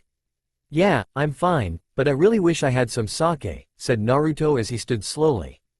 It seems you have been hiding much from us, Naruto, said Moroku with Sango and Inuyasha all giving him suspicious looks. Yeah, my explaining what that was all about, demanded Inuyasha. Maybe later, right now we need to catch up to that horse because it is getting away, said Naruto as he finally regained his energy and took off after the fire horse. He is right, we must stop Entei before it does more damage, said Kagome and Moroku. Sango and Kagome hopped on Karara while Inuyasha leapt from tree to catch up to the horse. Moroku took off running on the ground since he knew Inuyasha wouldn't carry him. The horse is too fast, we will never catch up to it, said Shippo. It is not trying to run away, it is headed to where its master is sealed, said Naruto running alongside Moroku. Of course, said Moroku in realization. The group ran after Entei for a few minutes and soon caught up to the demon horse because it landed on the ground in front of a sealed site. Naruto and the group came into the area just in time to see Entei's master being released from his sealed prison. "Finally, I am free," said Rengokuki. "That must be Rengokuki, Entei's master," said Sango. "I don't care who he is. I am going to finish him off right here," said Inuyasha, charging at the demon. "Who are you?" demanded Rengokuki as he parried Inuyasha's sword. As Inuyasha battled with the demon, Naruto calmly stared at Entei, who was staring back at him. The two seemed to be having a silent conversation, but it didn't last long before Rengokuki jumped onto Entei's back and rode off away from the group. "Bastard, he got away," growled Inuyasha.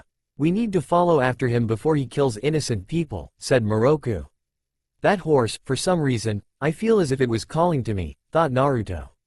"Entei," said Naruto before disappearing in a yellow flash. "Where the hell did that bastard man of yours go, Kagome?" growled Inuyasha. "I don't know," said Kagome, worried. "Hurry, the sooner we find them the better," said Moroku. "Follow me, I have their scent, I'll use it to find them," said Inuyasha before running off. Kagome, Moroku, Shippo, and Sango all got on Karara and followed Inuyasha. With Naruto. "I found you, Entei, but you are not alone with your current master," said Naruto, as he came into a clearing just as a mere child killed Rengokuki. "Isn't that weapon a little big for you?" said Kagura with a smirk. "I do not have time for your wise cracks, I must get used to my new body," said the child. The child then calmly walked up to Entei, and from the way he was staring at the horse, Naruto knew it was time to intervene. "I see you also feel drawn to the horse," said Naruto as he calmly stood in before Kagura and the child. "You," said Kagura and Hikudoshi, "he is the child." "I see you remember me," said Naruto, smiling. "Who are you, human?" asked Hikudoshi. "Merely a wanderer, but if you wish to know my name, it is Naruto," said Naruto calmly. "Leave now and I won't kill you," said Hikudoshi with a confident look in his eyes. "I'm afraid that I have come for the horse and not you," said Naruto as he now stood calmly behind Hikudoshi. Hikudoshi and Kagura were both staring at Naruto in disbelief because they didn't even see him move. "You can't be human," said Kagura in disbelief. "It seems I will be able to get used to my new body by killing you, foolish human," said Hikudoshi before using the halberd to attack Naruto. Naruto calmly dodged every swing and jab from the halberd with ease. "You cannot beat me and I do not wish to kill you, but if you continue to come at me then I will destroy you," said Naruto calmly dodging another swipe from Hikudoshi. "Kagura, it seems I will need your help," said Hikudoshi before jumping back to stand at her side. "Dance of the Dragon," said Kagura before swing her fan in a full circle and release 4 powerful wind tornadoes at Naruto. Right as they were about to hit Naruto, a barrier of sand popped in front of him and easily blocked the attack. "What the hell?" said Kagura, staring in awe at what happened. Hikudoshi was about to use his own powers to crush Naruto when he felt a powerful presence behind him and turned around to see Naruto with a swirling ball of energy in his palm. "Rasengan," said Naruto before slamming the ball of chakra into Hikudoshi. Hikudoshi tried to form a barrier to protect him, but Naruto's Rasengan was too powerful and easily broke through the barrier. The demon child screamed in pain as the Rasengan was slammed into his stomach. Naruto watched with an impassive look as Hikudoshi was incinerated by his powerful Rasengan and nothing was left of the demon child. "Unless you wish to suffer his fate, I suggest you leave now," said Naruto, turning to face Kagura. Kagura's hands shook in fear as she reached for her feather and flew away. "Now time to deal with you," said Naruto calmly, walking up to Entei. Entei just stared at Naruto for a few seconds before kneeling down in front of him. "You know, if you really want me as your master then we will have to work on the killing people thing," said Naruto as he petted the powerful horse demon on the head. The horse just bowed its head, signaling it would follow his orders.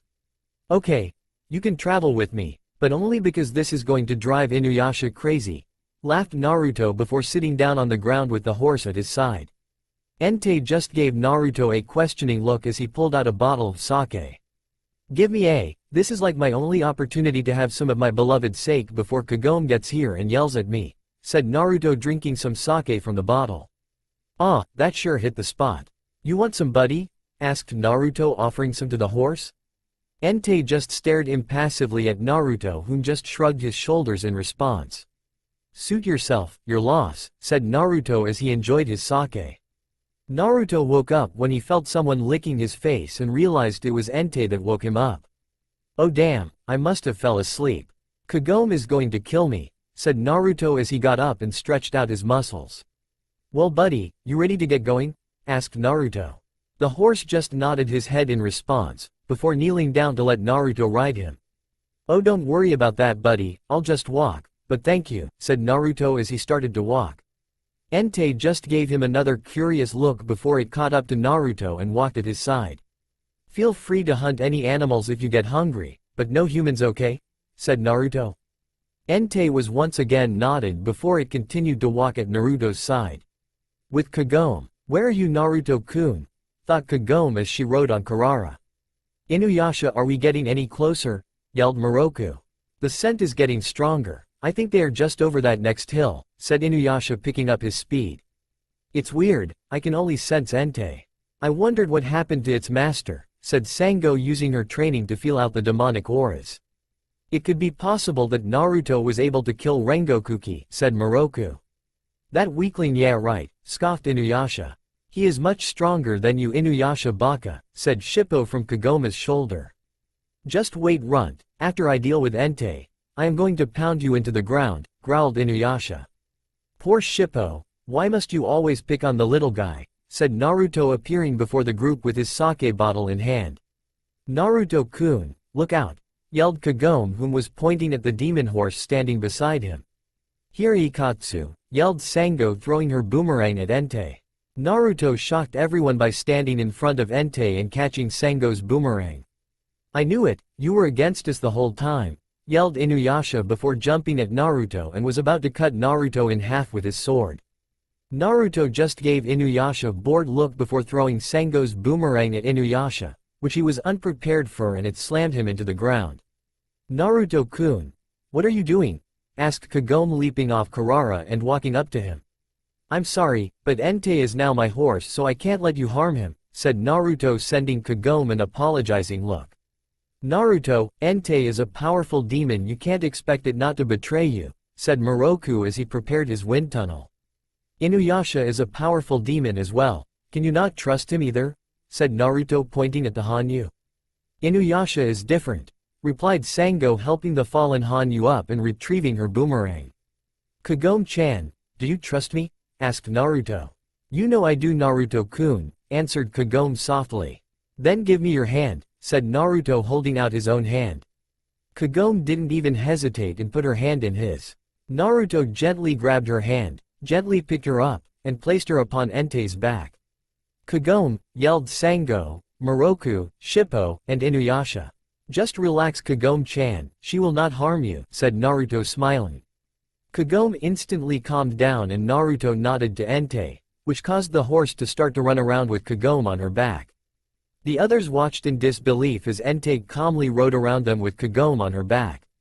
Kagome was still a little nervous, but eventually started to smile and laugh as she enjoyed the ride. 5 minutes later, Entei came to a stop next to Naruto and kneeled down to let Kagome off. "How is it Kagome-chan?" asked Naruto with a knowing look. "It was great, but there was one thing that made me really mad," said Kagome. "What was that?" asked Naruto confused because he thought she enjoyed the ride. "It was seeing you drink that sake of yours that I told you not to do," said Kagome before swiping the bottle out of his hands and knocking him over the head with it. Naruto didn't have time to respond as he was hit on the head and fell face first to the ground. "Next time I catch you with this bottle, you'll never be able to drink anything ever again," said Kagome crossing her arms. "I still say we kill that horse," said Inuyasha with his arms crossed. "Kagome, are you sure you are okay from that ride?"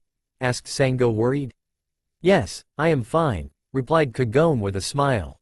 "I see, when Entei chooses a master, its personality reflects the personality of its master. When Rengokuki was the master of Entei, all he wanted to do was conquer the world, so Entei became a merciless killing machine. Now that Naruto is its master, Entei reflects the calm and lazy attitude of Naruto," said Moroku as Entei gave everyone a bored look. "Are you saying that I have made Entei lazy?" said Naruto in fake outrage. "As long as Entei doesn't start to drink sake, I think everything will be okay," said Sango. "What would be wrong with that?" mumbled Naruto. "You didn't try to give Entei any sake, did you?" asked Kagome glaring at Naruto. No way, I would never do that, lied Naruto with a smile before backing away from Kagome slowly. How did you find Entei so fast anyway, and how did you do that thing with the sand and shooting mud from your mouth? Asked Inuyasha, trying to find something in order to get everyone to go back to being suspicious of Naruto. I also have been wondering about that, said Moroku, curious. Are you a ninja? Asked Sango, surprising everyone including Naruto. What makes you say that? Asked Naruto, covering his surprise. My father and I once visited a ninja village when I was younger. The leader of the village was able to control some of the elements of nature, but he had to use hand seals just like you did to control them, said Sango. Yes, I am a ninja. I am surprised you remember such abilities, seeing as how the ability to control elements has been lost to all ninjas of this time, said Naruto, impressed with Sango's knowledge. Ninjas are assassins for hire. How do we know that you haven't been hired to get close to us so then you are in the perfect position to kill us? Asked Inuyasha. You don't, but you'll just have to take my word for it when I say that I gave up on that life on long time ago. I am merely a wanderer now, replied Naruto. I trust you, said Kagome. He did save our lives multiple times, said Moroku. He helps me make fun of Inuyasha, so I don't mind if he stays, said Shippo happily. Why, you little bastard, growled Inuyasha at Shippo. I am with Moroku, he has saved our lives multiple times, said Sango. Faye, he can stay, but at the first sign of you betraying us I will make sure you are no more, said Inuyasha, crossing his arms across his chest. Well, now that we have that settled, Kagome, would you like to ride on Entei instead of walking, said Naruto with a smile. Kagome just squealed in delight before giving Naruto a quick hug and then climbing onto Entei. Let's get going already, said Inuyasha. You know, I really do think that Entei is getting lazier and lazier each day, said Kagome as she rode the horse. Hey, I resent that, said Naruto as he walked beside Entei. At least he isn't drinking sake like Naruto has been trying to get her to, said Shippo. Naruto grabbed Shippo and covered his mouth so that he wouldn't say anything else. I don't know what he is talking about, the fox must be seeing things, said Naruto sheepishly as Kagome started to glare at him. I am not seeing things. You tried it just the other night as everyone was asleep, yelled Shippo, jumping on Kagome's shoulder. Naruto-kun, said Kagome dangerously. You know, for Naruto being so powerful he gets beat up an awful lot by Kagome, said Sango to Moroku as they watched Naruto try to apologize to Kagome. You are correct, my dear Sango, said Moroku before he tried to grab Sango's butt. Moroku's hand didn't get far before Sango knocked him into the ground before he got the chance to touch her butt. Have to thank Kagome for teaching me her secret, said Sango with a smile. Damn you, Naruto, for telling Sango to ask Kagome how to sense when I am doing something wrong, thought Moroku as he nursed the large bump on his head. I still don't trust either him or his horse, said Inuyasha. Inuyasha tended to walk besides Moroku and Sango nowadays because so he wouldn't be anywhere near Naruto. He was still upset at Kagome, but not for the reason she was thinking. He was merely upset with her because she was always at Naruto's side, so he didn't get many opportunities to talk or be besides her. You just don't like Entei because the horse is possibly more powerful than you, said Moroku. Yeah, right, I can easily beat that horse with my wind scar, said Inuyasha arrogantly. Inuyasha, that horse may have become exceedingly lazy of lately, but it is still much faster than any of us. How will you hit Entei with your wind scar when it is able to run circles around you? Said Moroku, smirking. Faye, replied Inuyasha, crossing his arms across his chest. Man, that woman, she is crazy, said Naruto, appearing besides Inuyasha. If you would stop drinking sake then you wouldn't have such problems, said Sango. That's like telling Moroku to stop being a pervert, said Kagome, appearing at the other side of Sango. What happened to you riding Naruto's horse? Asked Inuyasha, trying to ignore Naruto's presence. Entei went off to go hunt for some food, replied Naruto. I wasn't talk to you, growled Inuyasha. Don't worry, buddy, I'll ask Entei if you can her when she gets back, said Naruto, putting his arm around Inuyasha. Inuyasha just went to hit Naruto, but instead of punching Naruto, he hit a large boulder instead. I love Kawarmi, said Naruto, who was now walking besides Kagome. Naruto-kun, please stop provoking Inuyasha, sighed Kagome. You know you have some very interesting techniques, said Sango, impressed by some of the things he was able to do. I guess, said Naruto, not knowing how to respond to that. He was raised in a village where people used techniques like the ones he did daily, so he couldn't understand how it might be impressive to others when it came so natural for him. Is it possible to teach others how to use your abilities? Asked Moroku, curious. Sure, but I'm not going to, replied Naruto. Ah, why not? Asked Shippo. My people may be dead, but I will not betray them by teaching foreigners my techniques. I am sorry, but my techniques will follow me to the grave, said Naruto seriously. Faye, like anyone would want to know such cheap tricks, said Inuyasha. Actually, I wouldn't mind learning a few, said Kagome. Neither would I, said Moroku. I understand how you feel, Naruto. I would only teach my techniques to my apprentice or someone of my family, said Sango, giving Naruto an understanding look. Well, if Naruto and Kagome ever have a child, he'll have someone to teach, said Moroku with a perverted smirk before Sango and surprisingly Inuyasha knocked him over the head. Kagome just started to blush heavily and tried to hide it by looking down at her feet. We shall see, said Naruto with a smirk before Kagome stomped on his foot. Naruto screamed in pain and started to hop around on foot while giving Kagome a confused look. If I let you drink 1 bottle of sake, will you shut up for rest of the day? Asked Kagome. Oh my gosh, yes, I would do whatever you asked of me, said Naruto as he got on his knees. Kagome just sighed before tossing Naruto his sake bottle, which he caught and then hugged to his body. Everyone just stared at Naruto in disbelief as he started to talk to his sake bottle and tell it how much he missed it. He treats it as if it is his child, said Sango as she stared at Naruto. You know, I was thinking about how we could get to the barrier between this world and the next, and I remembered how Inuyasha first got Tessaiga. We used the black pearl in his eye to get to the other side, remember?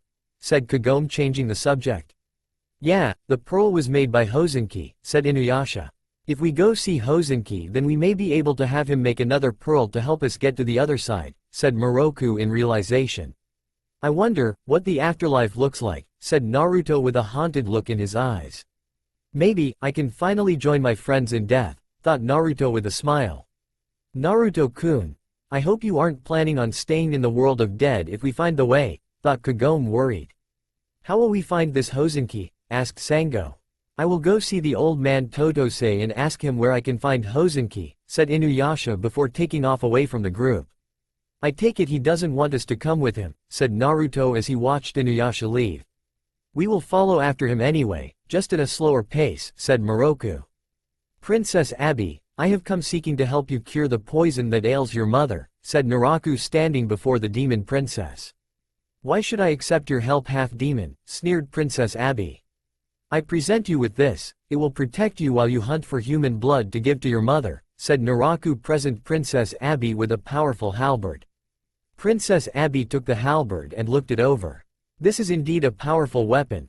I accept your offer for now, said Princess Abby before turning her back on Naraku and leaving. Naraku just smirked before he disappeared as well. Hello Totose, you there? Asked Kagome as the group slowly made their way into the cave. So this is where the great sword maker lives, huh? Said Naruto, looking around the messy cave in disgust. He may not live in the best conditions, but no one can deny his great sword-making ability, said Sango. Indeed, said Moroku, agreeing with the demon slayer. Oh, there he is, said Kagome, pointing to a sleeping old man near the back of the cave. I'll wake him up, Foxfire, yelled Shippo, conjuring a blue flame and throwing it at the old man. The old man jumped wide awake and ran around the cave screaming as the foxfire burned his cloak. Naruto got tired of the screaming and performed a small water jutsu to put out the flames. Phew, thanks young one, said Totose before he tried to go back to sleep. Wait, we came to ask you if Inuyasha came by here, said Kagome, blocking Totose's path. Inu who? Asked Totose, giving Kagome a blank look. Does the old man always pretend to not understand what is going on? Asked Naruto, taking a sip of his sake. Eventually, Kagome was able to get Totose to remember if Inuyasha came by and told them where Inuyasha headed off to. Well, at least we were able to get him to tell us relatively fast. Usually it takes a lot longer for him to give us any information, said Kagome. Which direction did Inuyasha head off in? Asked Moroku. He headed off west to that large mountain, said Kagome, pointing to a mountain that looked to be a few miles away. If he didn't rush ahead he wouldn't have to climb that mountain and could have had Entei or Karara fly him up there, said Naruto. He still would have climbed because he doesn't like to receive help, said Sango. Why don't you all go ahead and find Inuyasha? I need to go check on something else, said Naruto as he walked away from the group. Naruto-kun. Where are you going? Asked Kagome running up to him. I just need to check something out. I promise I will be back soon, Kagome-chan. Take care of her while I am gone, Entei, said Naruto, kissing her hand before disappearing in a swirl of leaves. Entei just nodded at Naruto before standing at Kagome's side. That human is more powerful than Inuyasha's father, thought Totose as he watched Naruto disappear. Kagome, I am sure Naruto will be fine. We must find Inuyasha and make sure he is alright, said Moroku. Right, let's go then, said Kagome, hopping on Entei's back. With that said, the group took off towards the mountain where Inuyasha had headed off to earlier. With Naruto. Now just need to see which direction the demon's scent is coming from, thought Naruto before closing his eyes and using his nose to smell for the demon he was looking for. Found you, said Naruto with a smirk before taking off so fast that to the naked eye he was merely a distortion in the wind. Few days later. It seems I am not the only who has found this area interesting, said Naruto as he examined the many dead bodies of villagers. The last couple of villages that he had passed were all destroyed and the humans were sucked dry of their blood. What could be doing all this? Wondered Naruto as he gathered all the bodies and started to pile them up. It didn't take long before Naruto had put all the dead bodies in a huge pile and then he made a few hand seals. Kaden. Gokakyu no Jutsu, said Naruto before taking a deep breath, then releasing a huge fireball from his mouth. The fireball easily burned all the bodies to ash as Naruto did a small prayer for the dead. Rest in peace, said Naruto before staring off in the distance. It seems you are also headed in this direction, Kagome-chan, said Naruto before disappearing in a swirl of leaves. We still can't find the nest where these demon birds are coming from, said Moroku as they traveled through the village. I want to know why instead of eating their prey, they are sucking them dry of blood, said Sango. Who cares why they are doing what they are doing, we just have to kill them, said Inuyasha. That'll be kind of hard seeing is how your wind scar doesn't work on Princess Abby and she is the leader of the bird demons, said Moroku. It is only because she has that damn halberd, said Inuyasha. Either way, we still need to find their nest, said Moroku.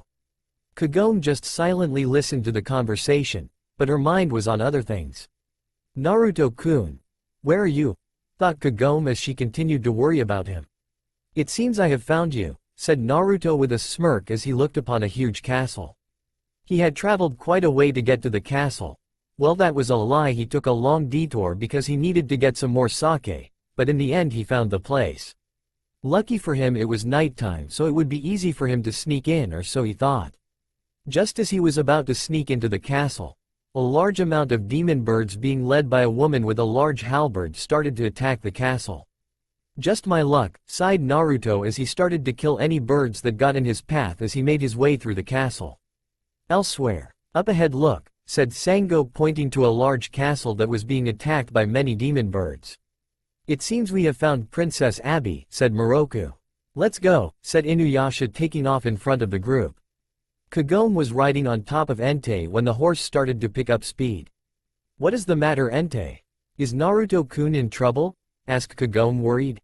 Entei just nodded his head before picking up the pace. With Naruto. Boy, we are counting on you to protect our lady, said one of the men. Of course, said Kohaku. Kohaku, kill everyone and bring the infant to me, said Naraku in Kohaku's head. Kohaku's eyes soon became clouded over and he soon started to attack the men that he was helping earlier. Once they were all dead, he turned to face the noblewoman and her servants. My lady, he has betrayed us, we must get you to safety, said one of the female servants. Before the women could get the noblewoman and her child to safety, Kohaku had already moved to strike them down, but he was knocked away before he could reach them. Sorry, but the child will be coming with me, said Naruto, standing between Kohaku and the women. What do you want with my son? Asked the noblewoman. That child isn't your son, you have only been made to think it is your son, said Naruto, calmly walking towards the woman. You lie, this is our lady's child, yelled one of the servants. Naruto was about to say more, but was forced to duck as Kohaku tried to use his chain blade to cut him in half. "Boy, don't make me destroy you. I have no quarrel with you," said Naruto, getting annoyed by Kohaku. The boy just stared at Naruto with clouded eyes and was about to attack him again when Sango and Kurara appeared between them. "I will deal with my brother Naruto, please don't interfere," said Sango. "Sango, you are not a foolish woman. You should know better than most that the boy there isn't your brother. He is merely a shell, but I will not interfere," said Naruto, turning back to the noblewoman. "Please hand over the child," said Naruto. The women once again refused, which caused Naruto to sigh before he disappeared and reappeared behind the women. "Forgive me," said Naruto before delivering a chop to the back of each woman's neck. After they were all knocked out, Naruto picked up the small child and then pulled out a large scroll. "You shall be sealed away until the final battle," said Naruto before performing a few hand seals and sealing the baby demon inside the scroll. "Well, that concludes my mission," said Naruto before pulling out a bottle of sake and taking a sip. "I best go see how Kagome-chan is doing, otherwise she is going to kill me," said Naruto before leaping on the roofs to where he sensed Kagome was. He would have helped Sango deal with her brother, but he said he wouldn't interfere and he always kept his word. "With Kagome, filthy half-demon, I will have my revenge," said Princess Abby before disappearing. "Inuyasha, are you okay?" asked Kagome, worried. "Yeah, I'm fine. I can't believe I let her get away again," growled Inuyasha. "Oh well, you know how the old saying goes. You win some and you lose some," said Naruto as he calmly walked towards Inuyasha, Kagome, Entei, and Shippo. "Naruto-kun," yelled Kagome happily as she jumped off Entei's back and glomped him to the ground. "If I had known that was waiting for me I would have returned sooner, Kagome-chan," said Naruto with a smirk. "You jerk, you had me so worried," said Kagome, hitting him on the arm. "I'm sorry, next time I'll send you a letter letting you know I'm okay," said Naruto as Kagome helped him up from the ground. "Faye, I don't mind if you stay gone," said Inuyasha. "I love you too, Inuyasha," said Naruto, winking at Inuyasha. Inuyasha just growled and was about to attack Naruto, but was sat by Kagome. "Naruto-kun, if you keep provoking Inuyasha I am going to have a seat of beads made for you so I can sit you as well," said Kagome, glaring at Naruto threateningly. "Yes ma'am," said Naruto with a salute. "Come on, we need to help any survivors get out of here and help get rid of the fire," said Kagome, hopping on Entei. Naruto and Inuyasha merely grunted before going to help look survivors. 2 days later. "Are you sure that Princess Abby's nest is located over here?" asked Moroku as the group traveled through the mountains. "Yes, her scent is getting stronger," replied Inuyasha. The group traveled for another 10 minutes when Inuyasha started to growl in anger. "What is wrong, Inuyasha?" asked Kagome. "It's Naraku, I smell him now as well," said Inuyasha, picking up the pace. The group soon arrived in a clearing where Naraku was talking with Princess Abby and her mother, a very large demon bird. "You half-demons are disgusting and I have had enough of your presence," said Princess Abby. She was about to attack Naraku, but he saw it coming and stabbed her through her chest with his hand. Princess Abby just stared in shock at Naraku, not believing some half-demon was able to kill her so easily. Naraku just looked at Princess Abby in disgust before tossing her body to the ground, and then before her mother could respond, cutting off the demon bird's head. "So much for Princess Abby and Naraku being allies," said Naruto as he watched the whole display with an impassive face. "Inuyasha, welcome. I see you are just in time to follow me to the afterworld so that I can retrieve the jewel shard that is hiding there," said Naraku with a smirk. "You bastard, I am going to kill you right here," said Inuyasha before unleashing a wind scar at Naraku. Naraku just smiled as his barrier easily blocked the attack. "If you wish to find the last jewel shard before me then you best hurry and follow the river of blood," said Naraku before he took off and followed the river of blood that came from Princess Abby's mother's headless body. "Great, following a river of blood. My life wasn't complete until I got the chance to do that," said Naruto before hopping on Entei behind Kagome. Kagome just blushed as Naruto wrapped his arms around her, but hid it very well. The group then followed after Naruto, and it didn't take them long to follow the river of blood to the end where a large portal leading to the other side was waiting for them. "The other side, I wonder what it is like," thought Naruto as the group jumped through the portal. "You know the afterlife isn't as grand as I thought it would be," said Naruto, disappointed. All they had seen so far were undead birds and many white clouds.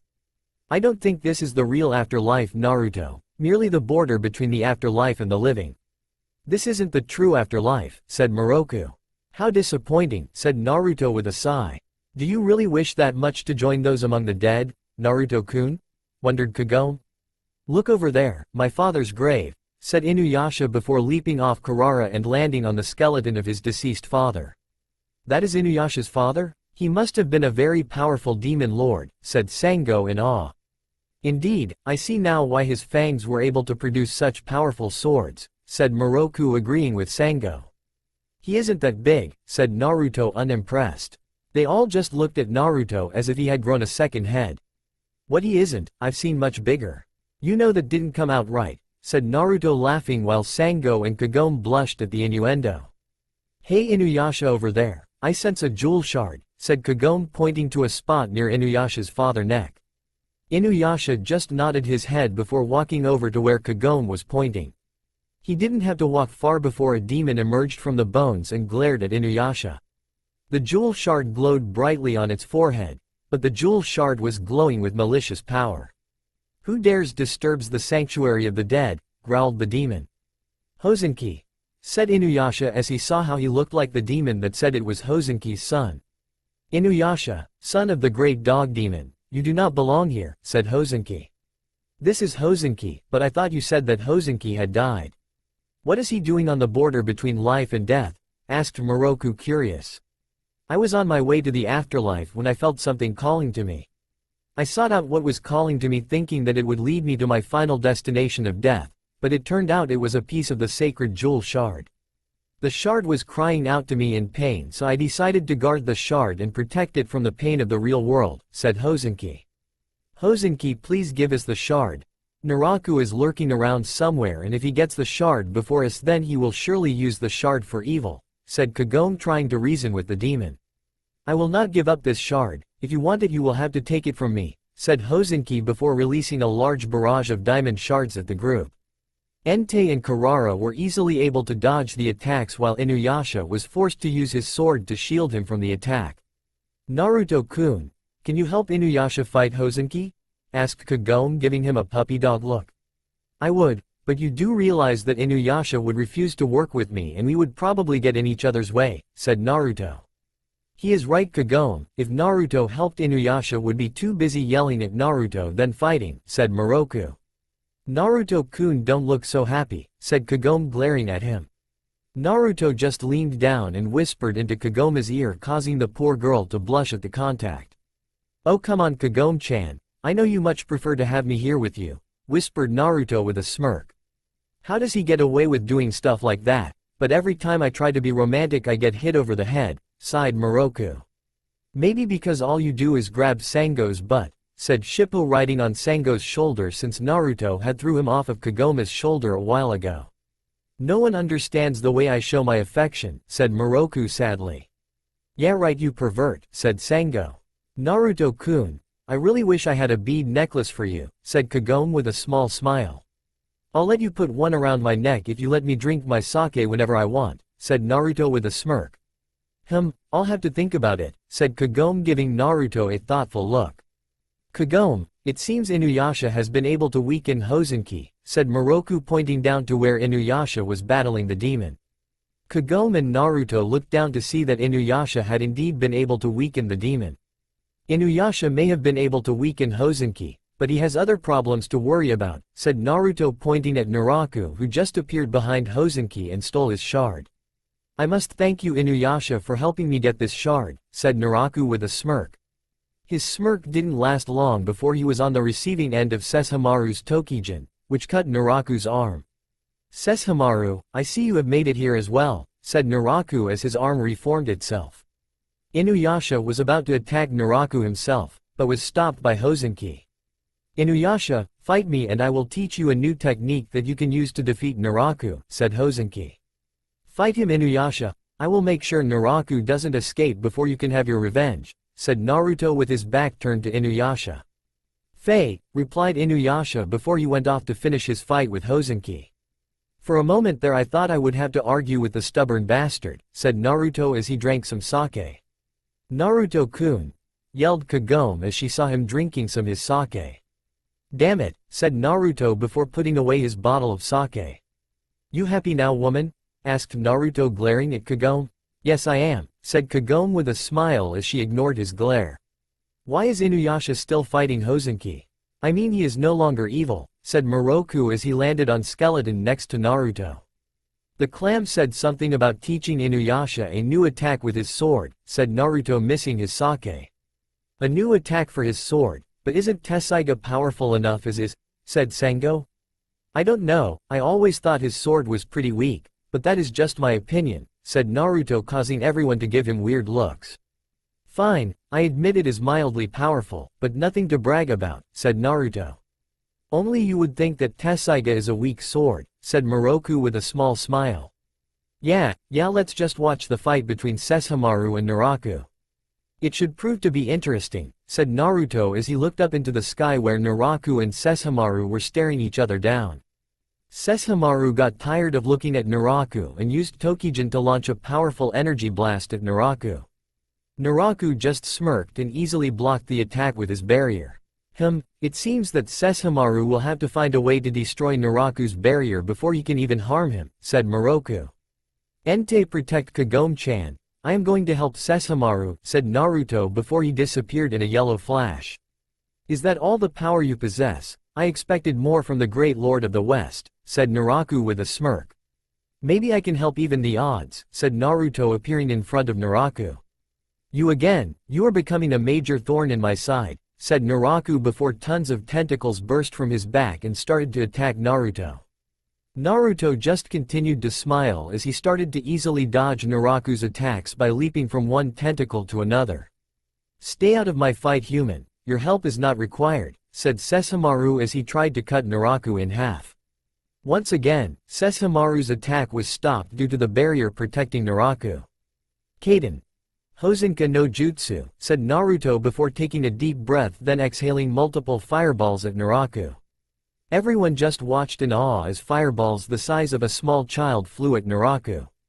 The barrier protecting Naraku protected him somewhat, but the explosion of the fireballs hitting his shield knocked him back, crashing into the nearest mountain. Put more power into that than I wanted, said Naruto sheepishly as he scratched the back of his head. Interesting, it seems ever since I used Shukaku's abilities my chakra has returned to normal and I am no longer feeling strained. I wonder how long that will last though, thought Naruto as he landed back on the skeleton of Inuyasha's father. Naruto-kun, are you okay? Asked Kagome running up to him. Yeah, I am fine, but stay back, Naraku isn't finished yet, said Naruto as he watched Naraku emerge from the destroyed mountain. I have never seen a human use such techniques before. I will take great pleasure in torturing you to find out all your secrets, said Naraku before he unleashed a godly amount of tentacles upon Naruto and Sesshomaru. Sesshomaru just used Tokijin to destroy the tentacles while Naruto used the tentacles as stepping stones to get closer to Naraku. Is it just me or is Naruto even faster than Sesshomaru? Asked Sango in awe. He is no ordinary human, said Moroku as he too watched the fight in awe. Die, human, said Naraku as he impaled Naruto with 3 of his tentacles. Naruto-kun, yelled Kagome with tears streaming down her face. You almost had me, but not quite, said Naruto as he was now behind Naraku. How? Asked Naraku as he turned to see a log impaled by his tentacles instead of Naruto. Hey Naraku, say boom, said Naruto with a smile before he exploded. Naraku screamed in pain as half of his body was destroyed in the explosion. What was that? Asked Shippo. Bunshin Daibakuha, said Naruto as he calmly stared up at Naraku as the demon regenerated his body. What Naruto failed to realize was that Sesshomaru had made his way close to Naraku and was caught in the blast as well. Sesshomaru was now holding his bleeding side as he struggled to stand. Such a powerful attack, and he is only a human, thought Sesshomaru. It would be a lie to say Sesshomaru wasn't surprised and impressed by Naruto's abilities. You know that regenerative ability of yours is getting annoying, but that will soon end.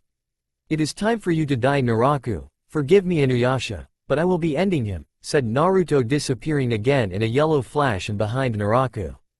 Foolish human, I cannot die, laughed Naraku. Naruto just smirked before performing some hand seals, but before he could finish them he was forced to dodge a barrage of crystals that were sent at Naraku and him.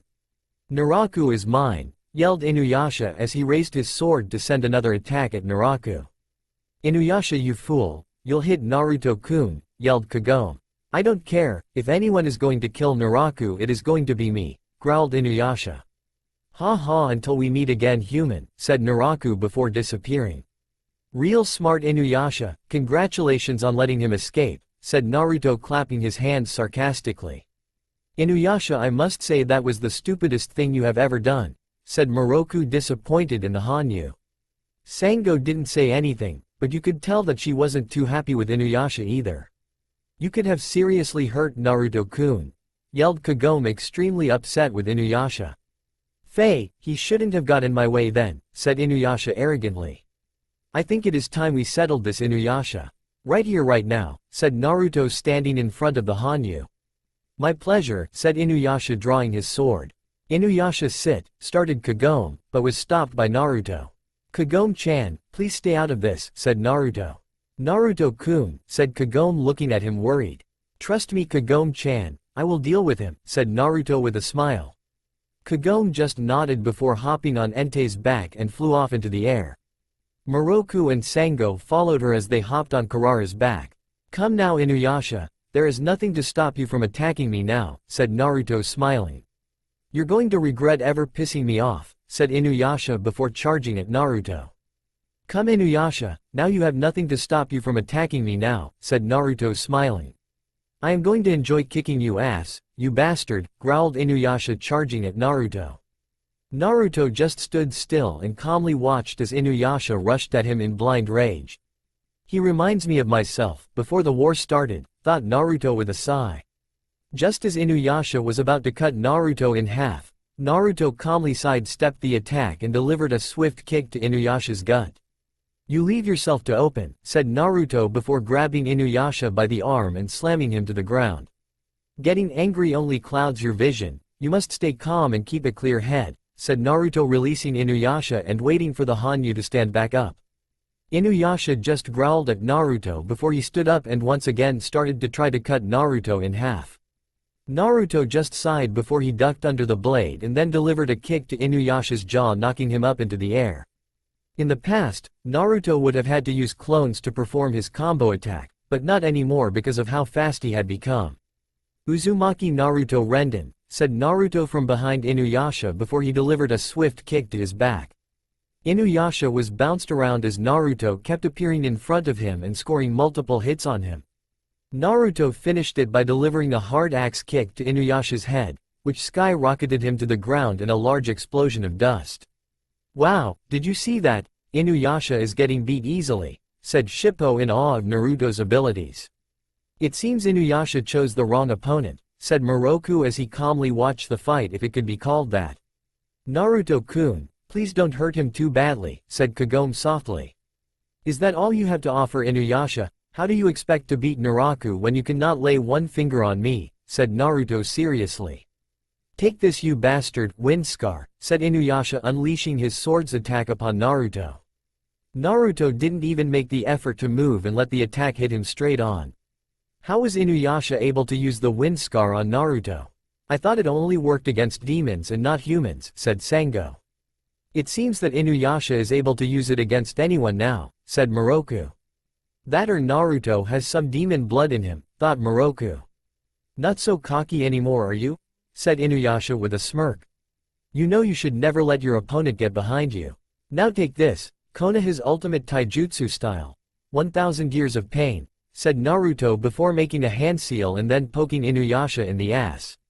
Inuyasha just howled in pain as he was launched into the air and crashed face first into his father's skull.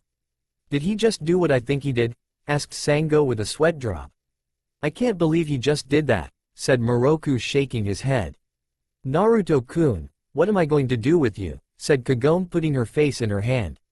"Ha ha," laughed Shippo as he clutched his stomach. "You bastard, I am going to kill you," said Inuyasha holding his butt before attacking Naruto with everything he had. "You still haven't learned to control that anger," said Naruto as he easily caught Inuyasha's sword hand. Naruto then tightened his grip, making Inuyasha howl in pain before dropping his sword.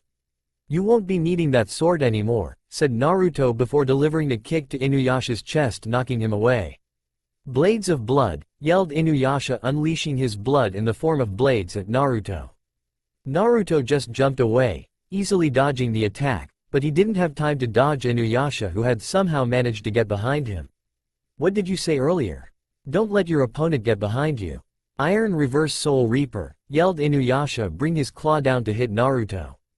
"Kaden," yelled Naruto before releasing his chakra out of all his tenkatsu and spinning like a top. Inuyasha's attack was easily blocked and Inuyasha was knocked away into the ground at high speeds. "I got to thank Neji and Hinata for teaching me that," said Naruto as he landed on the ground in front of the fallen Hanyu. "Now that was a powerful attack, the whole area was bathed in the power of that move," said Moroku. "It seems Naruto really is a ninja to have so many hidden tricks up his sleeve," said Sango. "Give up, Inuyasha, you cannot beat me, at least not until you learn to gain some control over your emotion," said Naruto as he watched Inuyasha struggle to stand. "I refuse to give up, you bastard," said Inuyasha as he struggled to stand. Inuyasha had bruises all over and he was bleeding from numerous cuts. "Forgive me then," said Naruto before disappearing and reappearing behind Inuyasha. Inuyasha didn't have any time to respond before Naruto delivered a hard chop to the back of Inuyasha's neck, knocking him out instantly. "I see you were easily able to dispatch of my weak brother," said Sesshomaru standing in front of Naruto. "You know, I heard of how he was able to beat you a few times, so what does that say about your own power?" said Naruto with a smirk as he performed some hand seals before placing his hands over Inuyasha. Just like when he first healed Sango, Kagome, and Moroku, Naruto's hand started to glow green and he started to heal all of Inuyasha's cuts and bruises. "Next time we meet I will be the one you will be facing down," said Sesshomaru before walking away. "Such an interesting guy," said Naruto as he finished healing Inuyasha. Just as he finished healing Inuyasha, the others had landed on the ground near Naruto. "Naruto-kun, was that fight really necessary?" asked Kagome as she checked him over for any injuries.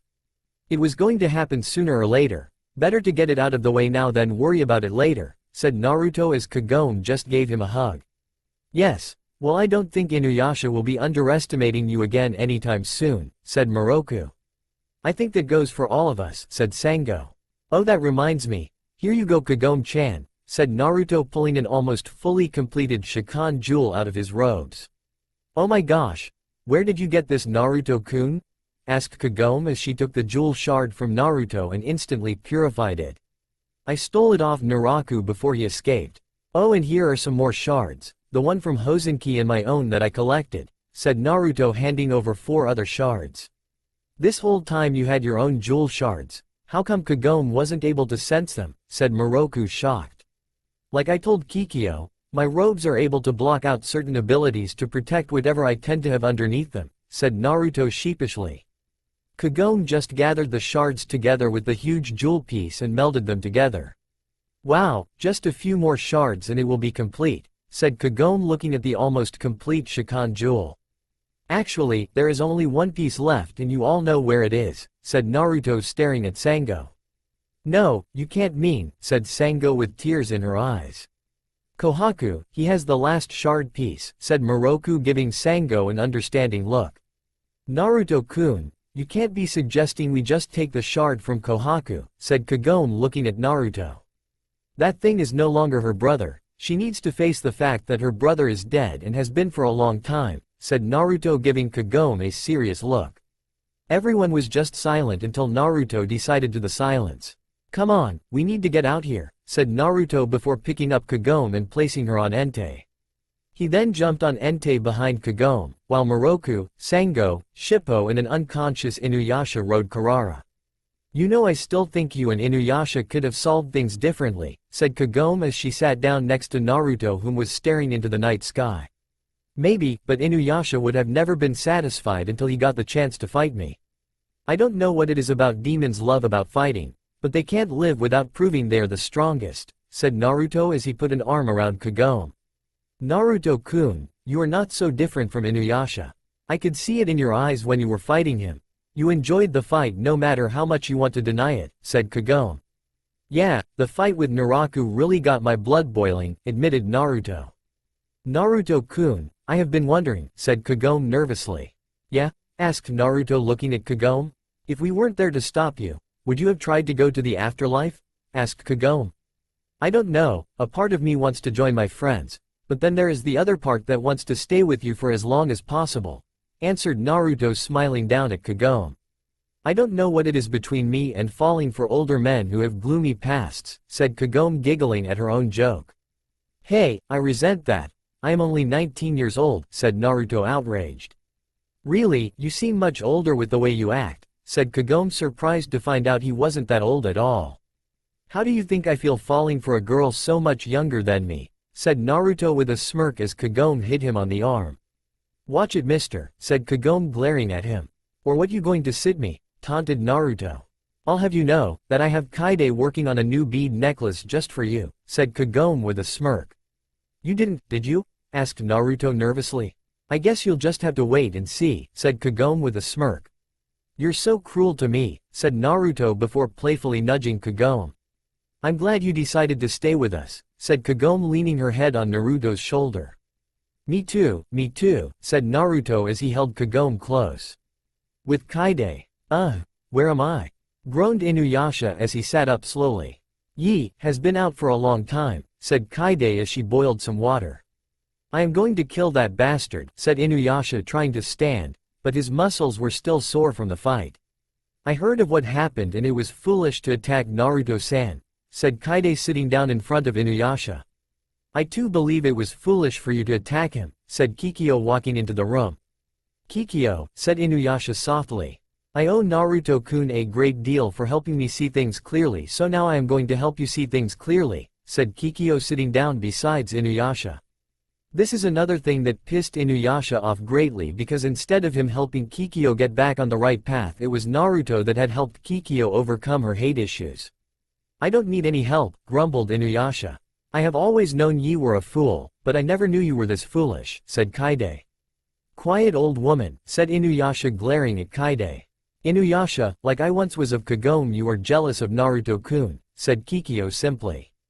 That bastard having taken everything from me, it's like my whole pack has turned on me, said Inuyasha glaring at the two women. Yi pack has not turned on you, you are the one who has turned on them, said Kaide. When you have become more rational, come seek me out, said Kikyo leaving the room to go wherever it is she goes. Yi pack has been worried about you all day and night, but all you care about is getting revenge on a man that has done nothing wrong to you. Who has betrayed who now, Inuyasha? Asked Kaide before leaving the room as well. Inuyasha just watched both women go before slamming his fist into the ground in anger. With Moroku and Sango. Sango, are you okay? Asked Moroku standing besides the demon slayer. I don't know if I can just watch my brother die again, said Sango with tears in her eyes. Sango, I know you may not like to hear this, but Naruto was right when he said that your brother died a long time ago, said Moroku hugging Sango from behind. He is my brother Moroku, said Sango. No Sango, he isn't, he is just a shell of your brother. Your real brother died, my dear Sango, said Moroku as Sango cried in his arms. It'll be okay, Sango, everything will be okay, said Moroku as he held her tightly. That's all for now. If you enjoy, then please like, share and do comments.